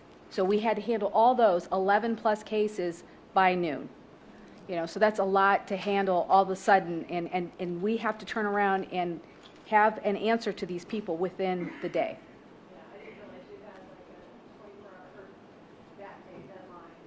Yes, we do. And then we have, Right, well then that's the ex parte. You have to set it for hearing set for 7 to 10 days later. So let's do it again, right? And to additionally, to add to that, we do pay for a visiting judge, but the Supreme Court pays the vast majority of it, which is why they're cutting down on it. So with the reduction of the pool and the Supreme Court trying to cut down on that cost, they're making it much harder for us to get visiting judges. Yeah. Thank you. Tom, can you talk about a little bit, I think the court deserves a lot of credit for what it did with the court reporting, in particular saving money. There's new legislation pending in Columbus that would dramatically revamp parenting in particular. Are we expecting, if that passes, a new influx of cases? We don't know. I believe the one that I think is going to go through is actually been endorsed or crafted by the domestic relations judges, the legislative, arm that we have. And so hopefully it won't do that, because the former one had actually required that we had to do actually more work for each case. So hopefully if the one that we want to go through goes through, I hope not have more cases. Thank you. And then, you're talking about these CPOs, and for those who don't know, it's a case that walks in off the street, is heard immediately that day, and then set for a full hour-plus hearing within 10 days again, 90% of the time, unless it's not granted on the ex parte. But it's an incredible burden on the court, and I'm assuming the part-time magistrate would probably be there Mondays at least to take care of the weekend. Is that right? Right. So we originally brought in the 2-day-a-week person, and I did Tuesdays and Fridays for the reason that, all those Mondays that we're off for, holidays, county holidays, bank holidays. So we do have somebody Tuesday and Friday, but now, and Friday is because you really, a lot of times they want to make sure to get in for the weekend to make sure that they know where they're going to stay and who's not going to be around them for the weekend. So we have that, but now with having the other 3 days, what'll be good is that the same magistrate that heard, or one of the magistrates that's job sharing to me, and so the magistrate that might have heard it on Tuesday for the ex parte, now we can turn around and then have that 3-day magistrate hear the other part. Instead of what happens now is that only 2-day magistrate, they might hear the ex parte, it then gets farmed out to all of our regular magistrates. So they still have that burden of handling those cases. Your Honor, what would happen as far as space? I know you're probably running out. Where's these magistrates going to sit? Well, so with a floater magistrate, what's really wonderful about our court system, our computer system, is that literally you can log in according to your password and your user ID, and you can use any computer at our court. So somebody, for example, if Tom had to come into my office and use the one in my chambers, he could just put in his password and his user ID, and it could come up with his whole system. So luckily, I don't believe we're going to actually need more necessarily equipment for that floater, who's can literally go for the days that people are not they're writing, they don't have to use their courtroom. So those offices, that space, those desks can be used for the floater on those days. Thank you. And Tom, this is probably more of a question for you, but as you migrate to a new server for the court and a separate server from the rest of the court, if you know, are we covered IT insurance-wise for hacking coverage, data loss coverage, and things of that nature? So the charter has a policy. The courts do not. I know I talked to Weichert about it. The two things they wanted were the multi-factor authentication, which we are up and running. We're doing that. And they prefer the Office cloud-based email because it's more secure and it has the updates. We currently share our server with the General Division and Juvenile. And as we split that up, I think all 3 divisions will be going to Office 365. So while we don't have a policy, it is preferred for security practices. But we also have a personnel policy that we enacted, and anybody that first gets hired in, and of course we remind all the employees quite often, but they have to sign a document that says that they understand the terms of computer usage and what they are allowed to do and not allowed to do. So things like not allowed to be on any kind of web site in the courtroom, for example, or on Facebook, or anything, clicking on anything, and what the ramifications of doing that would be. Thank you very much, guys. Along those lines, Judge, do you have the employees watch the training video that the county has everybody watch about phishing and spam and all that? Pardon me? Yeah. No, we haven't. But we have another policy that we enacted last year where if you take any sort of outside storage like a USB, it won't work in anybody's computer. It has to come to administration or IT. We put it on a computer that's off network, check it to make sure it's clean, and then we download it on a file on that magistrate or person's Yeah, computer. we literally created a form, and it's electronic evidence form, and they have to fill that form out, and then that whatever that is in that information on that thumb drive or anything gets emailed in a safe way to the parties or to the judicial officer. That's great. But the pen testing is a good idea, or the video is a good idea. Yeah, I wrote that down. I was going to say that. It's a good one. Yeah, Okay, okay. We probably need to talk with OIT about this ongoing training. So we do carry cyber liability coverage for all of the county offices. Now, because of the different domains, this rollout of the two-factor has been an ongoing process, and I'm going to guess the insurance carriers are also going to be wanting you to take this training, so it's probably a discussion we need to have with Stephen Byrne. It's 10-15 minutes, if I'm not mistaken. Yeah, I don't remember how many modules. They just seem to keep I'll coming. reach out to Mr. Byrne because I want to talk to him about the wireless network. Well, we'll do it at the workday. They also push out phishing email tests to see if you report them as phishing alerts, which is a good thing as well. Yeah. Are there any other questions? Thank you. Thank you. Next up will be Prosecutor Kokeman and Grant Gessner. Okay, very good. Good evening, everyone. Thank you for your time and attention tonight, and thank you to those of my staff who helped me prepare for the first budget presentation I've done. The council members have answered all my questions, and of course to the executive's office for after-hours meetings, we'll say.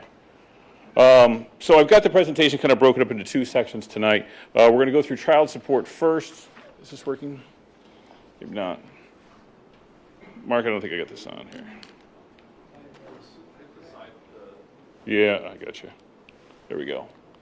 And this should resemble, I think, the previous CSEA presentations you've probably gotten. And then I've got a portion on our criminal division, which I think if you've gone through the book, you probably saw the largest increases there on page 9. So that's how this presentation is going to be broke up into. So as you can see, over the years, our CSEA budget has been following a pretty consistent path. We've got a 3.9%, I think, increase from 24 to 25.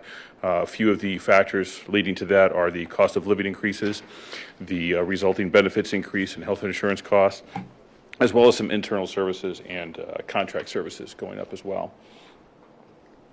Our staffing has maintained pretty consistent levels. I think if you go back to 2013, when we started being 120 employees, it's gone a little up and down during that time, but we are still at that same 120, down probably about 30% from its peak there back in 2008.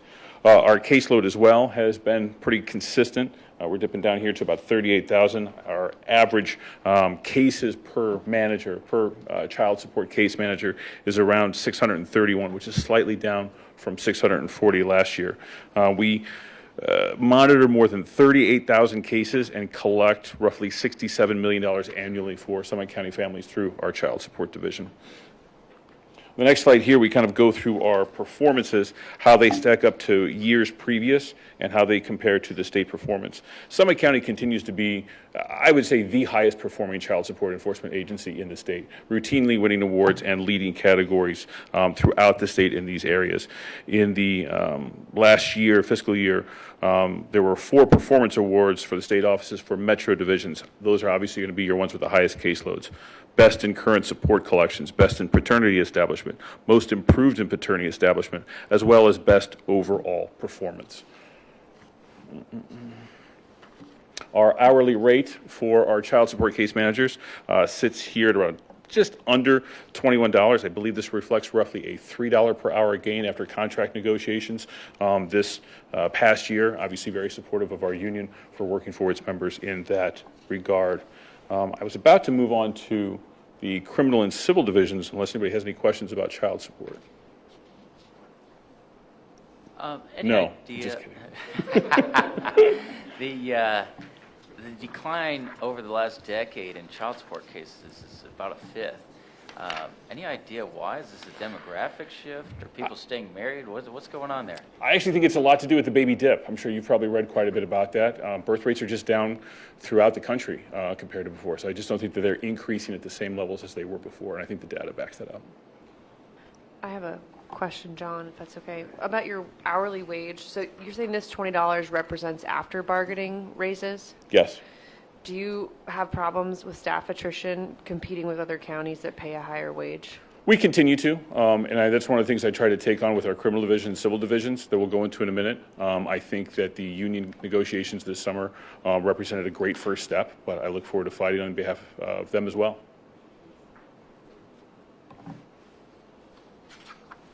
Any other questions? All right. Now to the criminal and civil divisions. I start on this slide here because when I took over in February, you're kind of seeing a lot of prosecutors who are kind of a combination of overworked and underpaid, and you're trying to get to the root cause of what that is, especially when it comes to being overworked, because we've been fairly consistent in staff over the years, and our caseload, number of cases indicted per year, is fairly consistent as well. And I think this slide here really represents the largest reason for that. It was about late 2017, early 2018, when a lot of police departments started getting body camera. And it became, a pilot program, a few officers here and there, and then slowly agencies got in. Akron going first, being the bulk of our cases, represented a large chunk of that. And now I think you're going to find that every police or law enforcement agency in the county has some sort of body camera. That does not come without extra work. You're looking at a caseload, 20 years ago, open file discovery represented, I've got a paper file. If you want to come take a look at it, I'll leave it out front for you to look at. And then it turned into making copies, bait stamping, counsel only, all that kind of discovery process. And I think what you're looking at here is, when I worked with Detective Vasalich for the Akron Police Department, who kind of headed up the body camera program for the Akron Police Department, we estimated it's about 5 hours per case of work that digital evidence brings onto a case. That's going to be obviously reviewing body camera, that's going to be redacting body camera, that's managing body camera, that's downloading, that's making copies, that's sending to defense, that's all encompassing. When you look at 5 hours per case, around 5,000 per cases, you're looking at about 12 more employees. And that's something that just doesn't, it's a collateral effect of a wonderful program of body camera that doesn't always get accounted for. So I think one of the first things we did was work with the executive's office to kind of figure out how to address that. And they helped us kind of spearhead this office reorganization. And it led to essentially a net addition of about 2.5 criminal prosecutors to the division. We had some prosecutors that were on grants. Those grants were expiring. The Summit County Executive piloted a program to do a violent crime grant and is working with us on that. We also cut a few positions in other areas to really focus in on adding to our criminal division. And what you see here was essentially you would have a previous model, you've got a supervisor and you've got 2 assistant prosecutors who would be in one courtroom, another 2 assistant prosecutors who would be in another courtroom. Those 5 people would prosecute cases. They would be supervised by that one supervisor. They would work with an advocate who would have a separate supervisor. They would work with criminal support staff. They would have a separate supervisor. We tried to streamline that and build it all into one team. And in doing so, we added 1 prosecutor per team. And I think that that's seen our caseloads go down. They are still fairly high when you look at the state average. I think we average around 99 cases per prosecutor a year, which is still highest in the region. But I think we've been able to make a dent into that caseload management. And I think that we tried to kind of give ourselves a report card. So we looked at the previous 4 months before the reorganization and then the first, I think, 4 months of the organization. And what we see here are some pretty clear dividends. We are getting convictions on our more serious cases, but I think most importantly for the justice system, we're getting them quicker. And you'll see on the next slide here, we're also getting people into diversion quicker. We are expediting cases quicker. So we've got cases disposed within 180 days has gone up 25%, and our average case length is down 11% 7%. I think when you look at average cost of incarceration or even just pretrial supervision, you're looking at roughly a $400,000 savings to the county just based on that expediting of cases. And that's just to the reorganization. This next page here represents that change in diversion as well. It's one thing to talk about your conviction rates. Those are important when you take it into account with your indictment rate, but it's also important what you're doing for those who need help and need to get into help quicker. And this represents that. These are people who have little to no criminal history, who battle some kind of substance abuse issue or have a first criminal conviction that perhaps they want to try and avoid and want to have sealed off their record. So we are getting more people into these diversionary programs, and again, recognizing a cost savings to the county. I'm going to move on here briefly to actually, I'm going to stay up for just a second because there's two items on page 9 of the book that I think represents the largest increases on the budget. You're going to see the contract services slightly more than doubling and the salaries going up as well. I do want to talk about the contract services first just because there's not a slide on it, and then we'll move into the salaries. The biggest thing we're looking at in the contract services is that there is a particular program ran by Axon, who runs evidence.com. That's the provider for the body-worn camera for the Akron Police Department. So that's the site we were kind of tied into once Akron chose them to go with. We were trying to partner with them to become our cloud storage for all of our digital evidence. Because now if you have any other agency that does not use this particular website, they're sending thumb drives and CDs and download links. And that just leads to just terabytes of evidence sitting on hard drives or maybe on some of our prosecutors' computers, maybe just a few. So we're looking at entering into a contract that's going to allow us to move paperless as well. I think Councilman Wilhite, we saw a question about what initiatives we've done to be greener. If we can get this website done, I think it's the last reason we're going to need paper files for. And we've actually held off on ordering our file jackets for the next year, which would be, I think, about a $13,000 cost savings, as well as just the making up the file and the hours put into that. So looking to be greener and just more efficient all around. So I wanted to talk a bit about that contract service that I think is going to make our jobs a lot easier. Okay, so the other portion there, I believe, that you see a large increase on is our salaries. We looked at a lot of comparable counties to figure out where we fit into average salaries. As you can see here, prosecutor pay lags Montgomery, Cuyahoga, and Portage. That's the average criminal salary, average civil salary as well. We also poured into our support staff and our advocates, our investigators, and our CSEA folks as well. So I think to Councilwoman Walters' question about the hourly rate for our union workers, this is something we've really looked at this year, as well as our unclassified, our prosecutors, some of our classified investigators, support staff, and whatnot. So I think that you see that our salary employee increase from 24 to 25 is the bulk of making us a lot more competitive across county. And again, I do want to thank Mr. Nelson and Mr. Montgomery for working over the weekend on some of these numbers. You know, there's nothing like a real life example to really hit home what you're trying to do. And Friday we saw a couple of our prosecutors with about a combined 50 years of experience put in their notice to go to a different county, which was going to be a little bit of a pay increase. And I think that with this, we're going to be a lot more competitive and be able to retain a lot of our employees as well.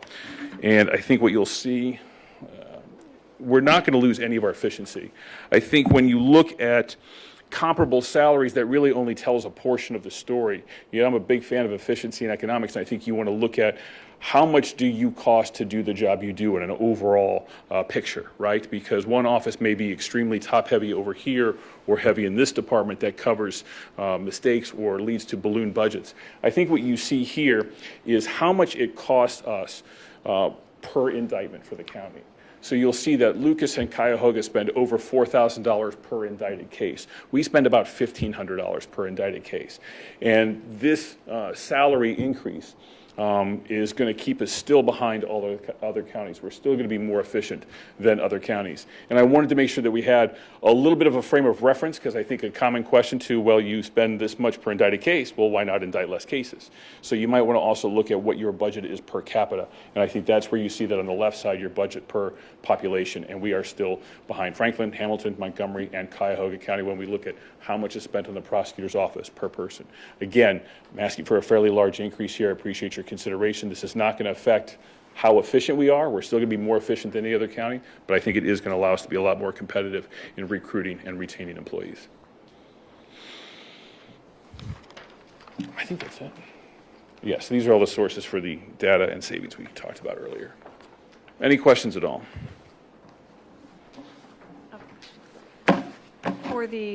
What is this education level for an investigator or a CSEA manager or an advocate, just out of curiosity? So there is no requirement per se. I will say that our investigators, by and large, are retired police officers. One of the conversations we had is about creating a salary that is competitive with other law enforcement jobs, as opposed to officers who are retired and already collecting a retirement benefit and are supplementing that income with an additional salary. And I think that as I've been trying to recruit folks, the salary point we have is not able to recruit people who are not already retired. So we are looking for anybody who can be OPATA certified, as many of our investigators do escort our prosecutors out looking for witnesses, and want to make sure that they're protected at all points of time. So typically be having a law enforcement background. Our child support case managers range anywhere from a high school education to a college education, and our advocates typically come in with a degree in some kind of social work or victim advocacy. Of course. Mr. Prosecutor, what, as far as the additional time burden of working the digital files in particular, but what's our staff to attorney ratios as far as when we're working cases in the actual prosecutor's office, paralegals, things like that? On our team layout that I just went over, where we've got our one supervisor, a major trial prosecutor, and then 4 of the courtroom prosecutors, you have 2 support staff for that entire team. And they each cover, the support staff each covers 1 judge or 1 courtroom. So we have 10 criminal support staff. Each one is assigned to a particular judge, and they take care of all the duties for every case assigned to that judge. Okay, just so I understand, we got 2 staff per 5 attorneys? Yes. Okay. 6, including the supervisor. Gotcha. Okay. Is that a ratio we like? Well, I mean, I guess what I'm wondering is, does it have to be an attorney, right? An attorney is an expensive piece of equipment, and is it possible we could shift some of the time burden to trained paralegals and things like that? You know, it's something we've considered, and certainly we're not adding 12 brand new prosecutors to do this. We are trying to trim at a lot of different edges. And I don't think we're going to completely solve the problem with this. I think we're just beginning to address the problem. And I think I would be open to anyone taking on some kind of document review. But I will also say, as someone who stood up in court before and had to talk to a judge, you want to be able to say, I've watched this video, I've seen all the body camera, as opposed to, well, someone saw it. I mean, you're talking about things that often require a legal judgment. You're talking about whether or not custody was invoked at a time when you're talking with the defendant. You're talking about whether or not the Miranda was properly advised at a given time, whether or not something was in plain view or not. I mean, those are also things that require legal decisions and a legal degree to make that assessment. If I may, what salary-wise, I mean, obviously the data you showed is a little troubling, frankly, that Montgomery County in particular, I mean, come on. But knowing that we are on a shoestring budget in this county, and our county does a particularly good job across all departments in being highly efficient, how is it that we're going to compete for top talent, keep top talent on our 0.5% sales tax budget? Yeah, I mean, I think that what we're doing is the first step in that. And, you know, I don't want to tie myself in a particular figure. Certainly when we put this budget asked together, we tried to build a budget from the ground up, as opposed to coming in and saying, hey, I just want X amount of dollars. It was much more of saying, where is each position? Where does it fit in competitively in our region? What is a salary that's going to come close to that while recognizing our financial constraints? And I think that these salaries, and we're going to have some people who are going to see upwards of a 20% increase, which I think is really going to reflect what we asked of them to do. I mean, I've got a couple of prosecutors who this year, for $83,000, are prosecuting some of the most horrific crimes involving children and putting the defendants in prison for the rest of their life. We ask a lot of them. We put a lot on their plate. We burden them a lot with what we ask them to do. And I think with the executive's help, this is a great first step in addressing that. Thank you. The thing I worry about is exactly what you just said. Some place like Portage County probably has a lower percentage of horrific crime than a city our size. And I want to commend you for going to bat for your people. It's a tough job. It's a thankless job in a lot of ways. And so I commend you for that. Is there any other revenue sources that the prosecutor has available to it other than the County? Is there grants available, anything like that? You know, in my analysis of our budget, my request here represents what I think is appropriate to make our salaries competitive. Over the next year or two, what I would really like to do is examine other counties when it comes to grants and what we can apply for those revenue streams. But grants are double-edged swords, right? You get a grant, it could be a temporary grant to fight a temporary problem, and that's great. And then you have to go to Mr. Montgomery and say, well, we got 3 grant prosecutors, I don't know what to do with them, do we have to let them go now? The problem may not have gone away, but the grant may have gone away. So I think that you want to be able to look at those other revenue streams, but also do that in a way that's going to make sense for a long-term vision of an office. Thank you. I asked you when I first met you to please come in and give the report, and you did. And I think it's very important to hear from the person who runs the agency so that we know they understand it. And I appreciate your information, and I appreciate your time, because we've never had this before. Thank you so much. Thank you.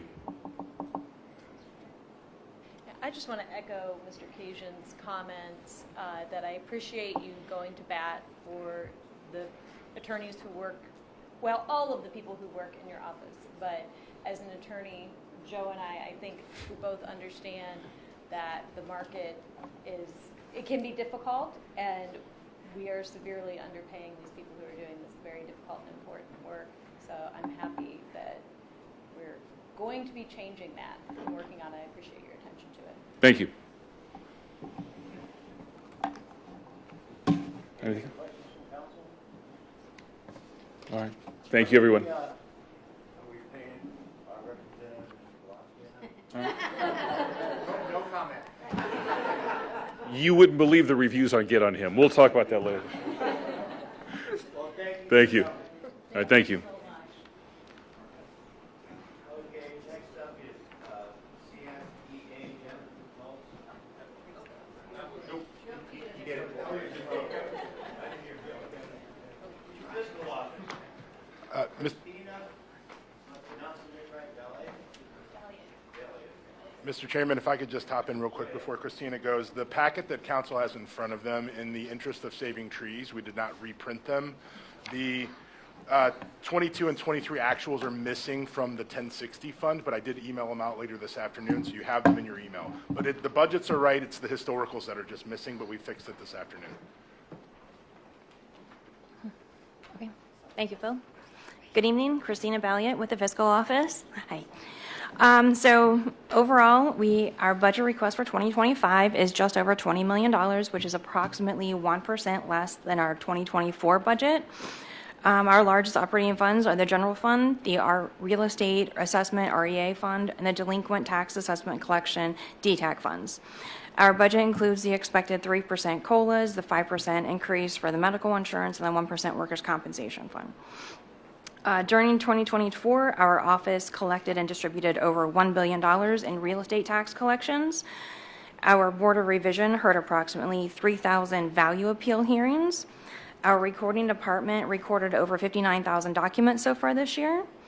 And we continue to work on making Munis and IS World applications more efficient for our office. During 2025, we plan to create a new fiscal office website and also implement a new DocuPet software for dog licensing. So with that, I'm happy to try to answer any questions you may have. Looking for a mascot for the dog website. I will We'll have to check on that. volunteer. Okay, let me know. Are you offering?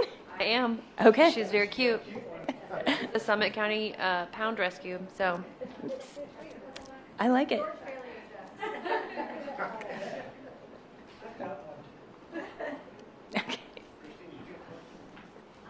Ask a question regarding the fiscal office website. So you're looking to upgrade the current and change that over on how Yes. you're accessing information? Yes. We're going to be using the IMG company. I believe it's the same one that council and executives used it. Just one. Is that going to change the recorder and everything under the fiscal office? The recording access software for the looking up deeds and all those? Our recording software is not changing. It's just our fiscal office website will be changing. That's kind of what I thought. Yeah. Okay. Yeah, we upgraded our Eagle Recorder software, I believe, in 23.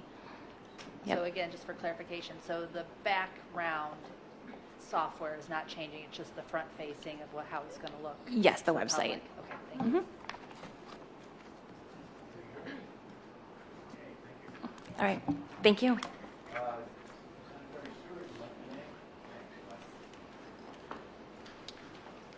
Good evening, Michael Vinay, Department of Sanitary Sewer Services. Happy to present our 2025 operating budget tonight. On the cover of this handout, I hope everybody, it appears everybody has the handout. So on the cover of this handout, we have our Upper Tuscarora's wastewater treatment plant, also known as Plant 36. I just want to point out that this year it was awarded the Outstanding Achievement in Engineering Design. So that was for the project that wrapped up last year. We submitted for the competition this year. It did receive that award, so I just want to call out the staff of that plant and all the hard work they did during that project.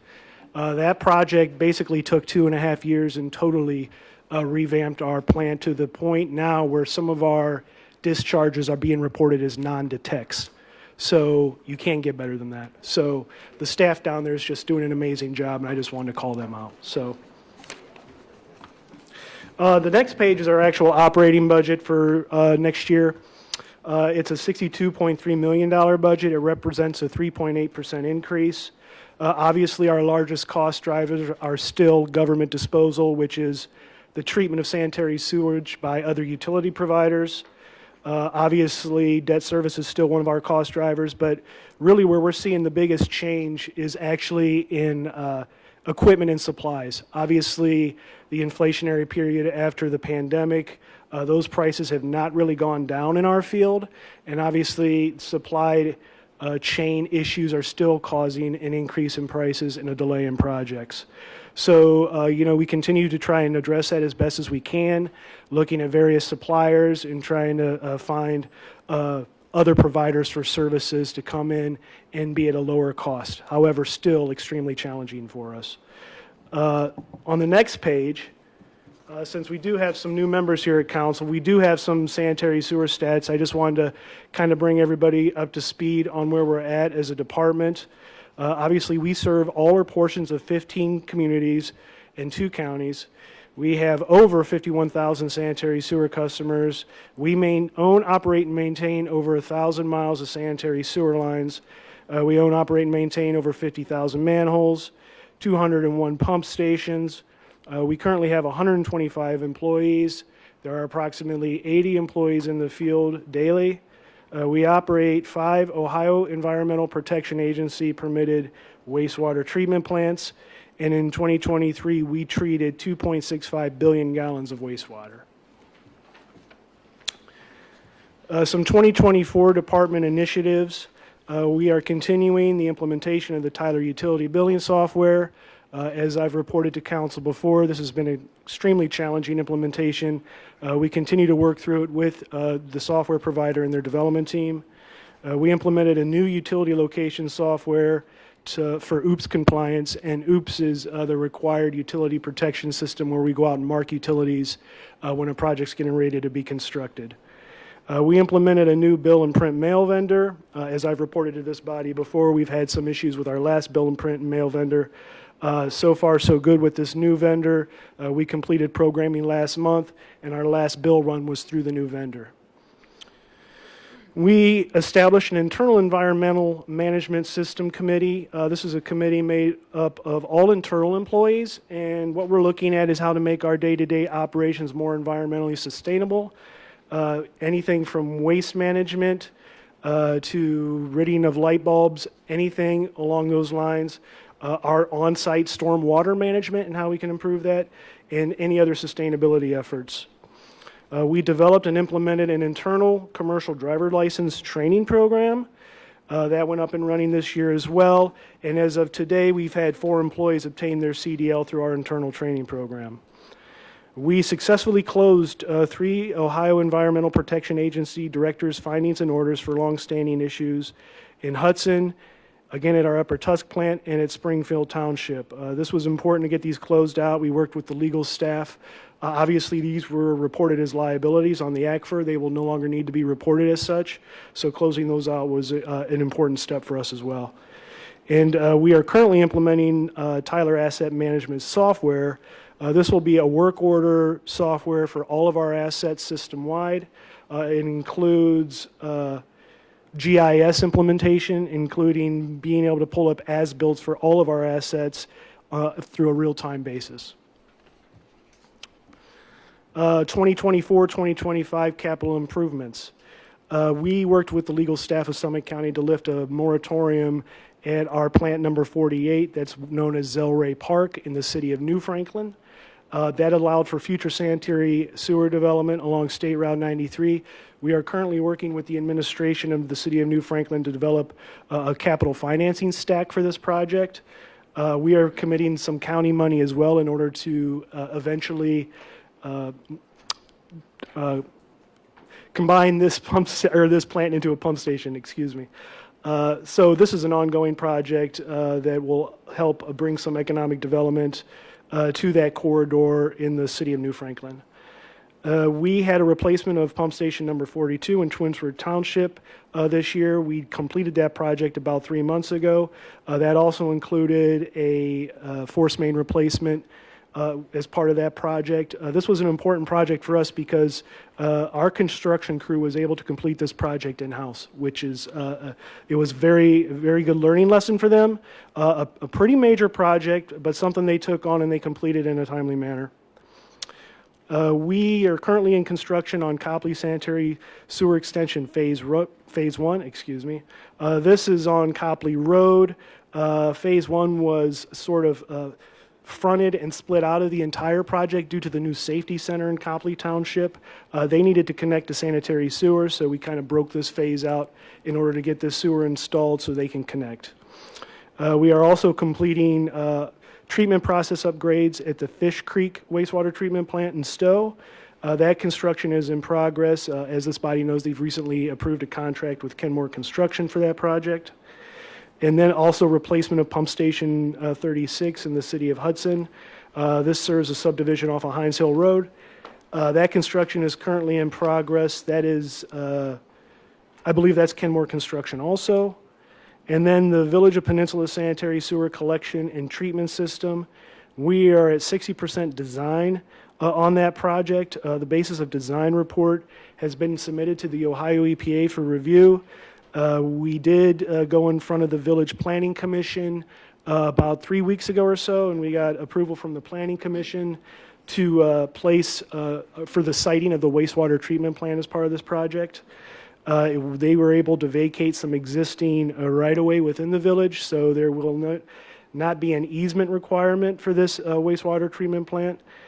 And then obviously in Boston Township, we are still designing the sanitary sewer extension on Akron-Cleveland Road. That's a project that we believe will bring much-needed development to that corridor.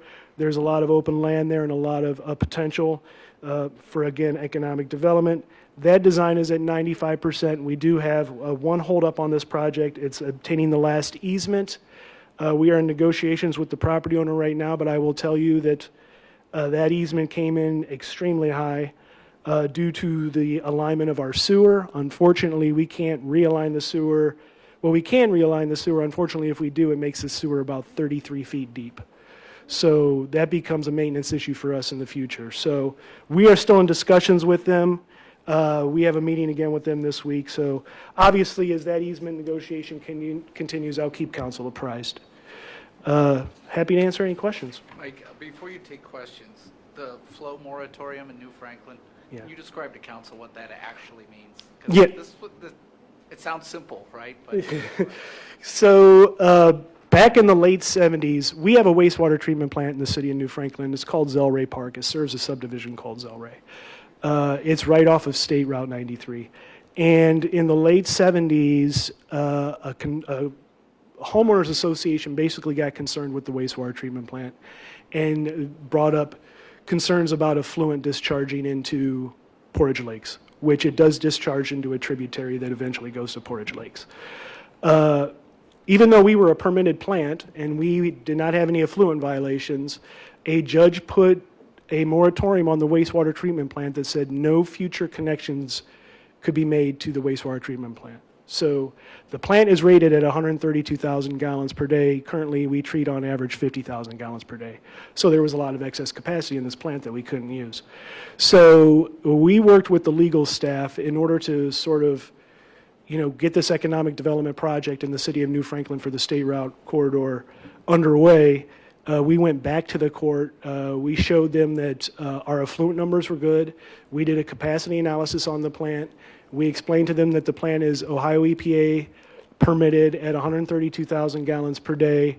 The court agreed with us. They lifted the moratorium. So now we are able to make those connections, which not only will help with State Route Corridor 93, it's going to allow the Tudor House project in the city of New Franklin to have sanitary sewer, and it's going to allow the new ODNR Visitor Center in the city of New Franklin to have sanitary sewer service as well. So it was a big win all around for the community. It allowed for that development of the ODNR Visitor Center because they were at a point where they were going to take that off their capital plan if they were unable to get that sanitary sewer. So.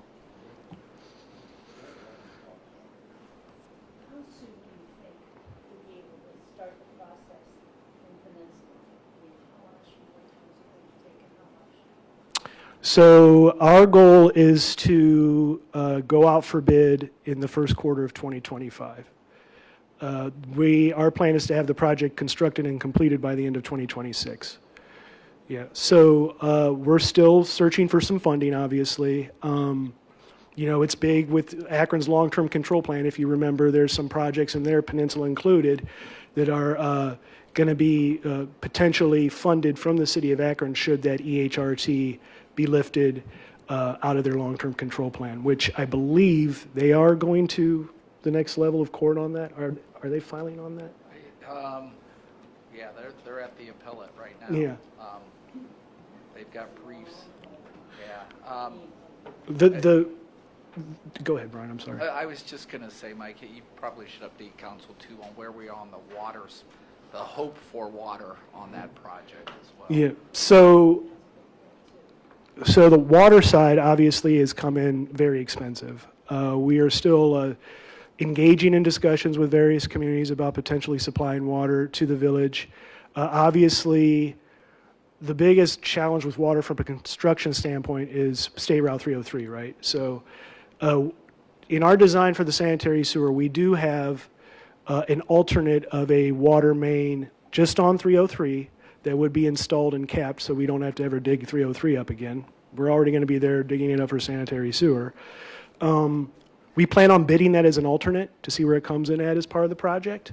But that portion is under design, and then obviously if we get that in and water does ever come, then they can just, spider out into the neighborhoods and install the water lines there, but avoid that 303. So 303 I can tell you from a sanitary sewer construction standpoint, the maintenance of traffic just to get that sewer line in is going to be costly. So obviously, if we can get a water line in at the same time, it would be very beneficial.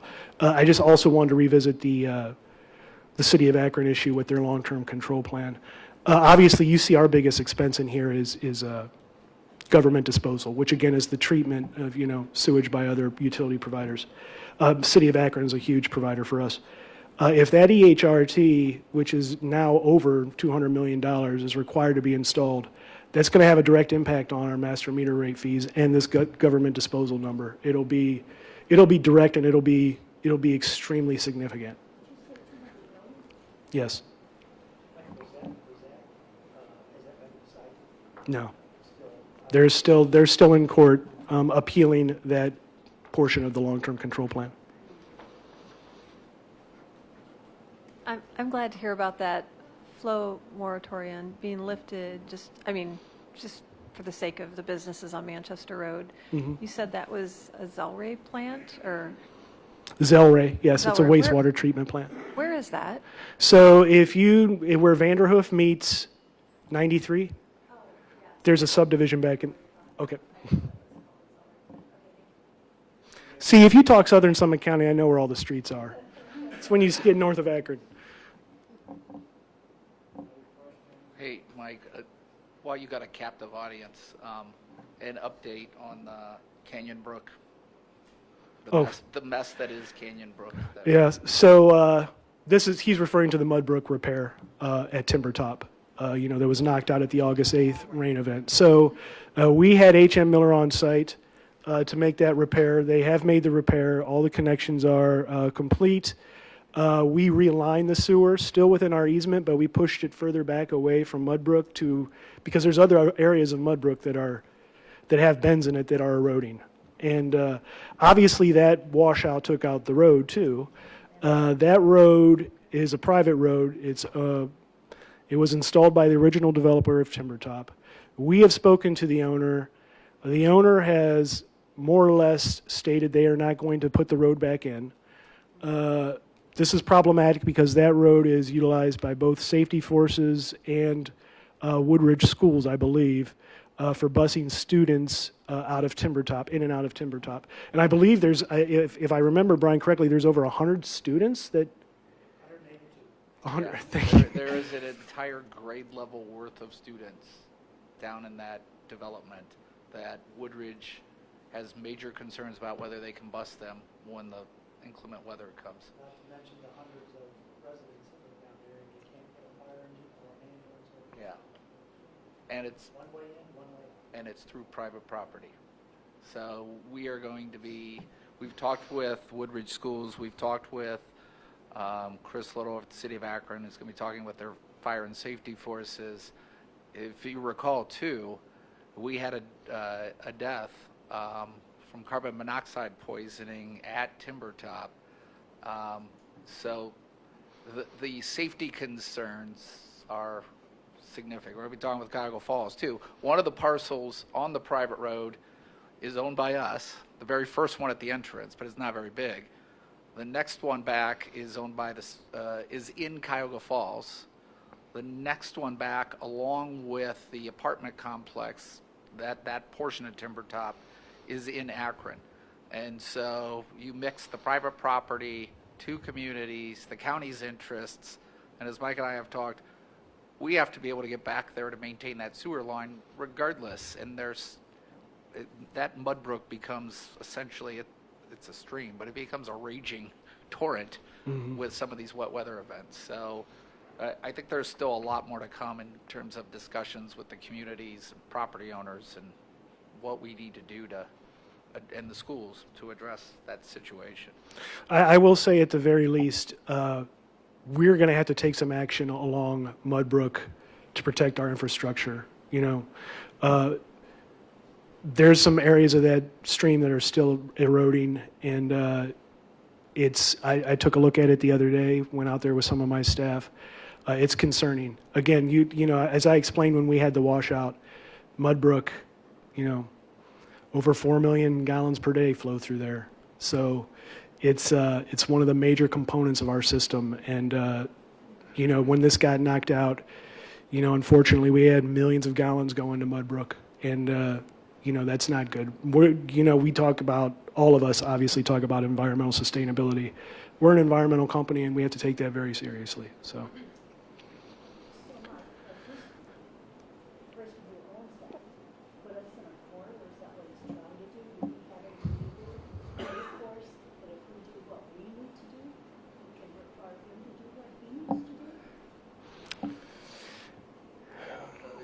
Yeah. I don't know that we have an answer for that question. Yeah. Some of it I think boils down to, obviously we have property interest. We have an easement through there. We don't obviously own the road. It's privately maintained. But until we get with Akron Fire, and I know the city of Akron was going through and looking at, they were going back to dig out all the original plat approvals and everything else. And Mike, I don't know if you started on this, but we talked about, in terms of our easement, getting surveyors out there to figure out exactly where the width of our easement begins and ends. So this is an interesting one. There's a lot of pieces to this little puzzle. Yeah, at the very least, we're like Mr. Nelson stated, we're always we have a cost on them no matter what. We have to keep our easement clear so we can get access. We were essentially using the private road as our access to the easement. So, at this point, we just got to get everybody together and sort of see which direction we want to go. Mike, and I don't know, I think it might have been Brian that said this, that the county owns the first parcel right off of Northampton Road, and then the city of Cauga Falls owns, or It's private, but it's in Kyle. okay. Yeah. Thank you all. Last up is Jobs and Family Services, Tom Gallo and Terry Burns. Thanks for coming. Sorry for the long wait. Good evening. Terry Burns with the County Executive's Department of Job and Family Services, accompanied by Tom Jalbert, Deputy Director for Finance and Budget, and Heather Yanayan, Deputy Director for Workforce and Program Services. Our 2025 budget is mainly flat from last year at approximately $55 million. That includes $19 million in community contracts to serve our most vulnerable citizens. Those are primarily funded with federal dollars, including temporary assistance to needy families, or TANF, Title 20 TANF, Comprehensive Case Management Employment Program TANF dollars. And then we also have Benefit Bridge dollars, which are primarily TANF, but also we get some state GRF funding for that. And our Medicaid non-emergency transportation, which is 50% federal Medicaid, 50% state GRF. And our budget does reflect a $1.5 million increase in our Medicaid net contracts, because in FFY 24, we had over 107,000 trips, which is an increase of 15% from last year. Some basic statistics for you. Our Medicaid recipients in August were almost 136,000 total, which is actually an 8.8% decrease from last year, because we did the unwinding during 2023 and 2024 after the pandemic. Our SNAP recipients in October are about 75,500, which is a 4.8% increase from last year. We continue to send case managers out into the community to do eligibility on site to make it easier for our clients to reach us. We're at many of the hospitals, the Akron Public Schools, family resource centers, and also at the libraries and other community partners as well. Our hotline for Adult Protective Services receives about 2,600 calls per year, which results in about 90 new cases per month. 45% of our cases are due to self-neglect, 28% for financial exploitation, 16% for neglect, and 11% for abuse.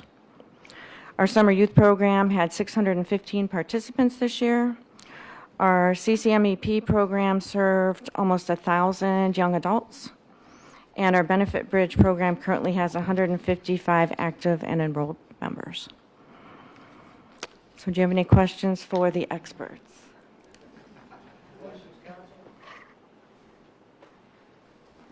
I have a question. We saw on our agenda, first readings today, the money for adult guardianship services that's going to be coming from JFS. Obviously not directly completely related to what you're doing, but I assume it's related enough to what APS is up to. Correct. That we think this is a benefit for us. Is that why we're doing that? Yes, and there are probate funds probate court. I don't think probate does any, but I think maybe Adams Board and DD Board do a little funding for adult guardianship. Yeah, there's like 4 of us that go together on the funding for that. Okay. But it is related to Adult Protective Services. Okay. Thank you. And that's our Title 20 funding. Yes. Thank you, Mr. Chairman. I just want to say to the board how much those of us in the nonprofit sector appreciate all the work that you and your team do. And Heather, your summer employment program for youth has really made a difference. Many of the families that we serve, I can speak to that, have had young folks go through that program, and it has been extremely helpful to them. And it's exciting to see the change in their self-esteem because they have that opportunity to add that to their resume and go on to do better things. So thank you guys for everything you do.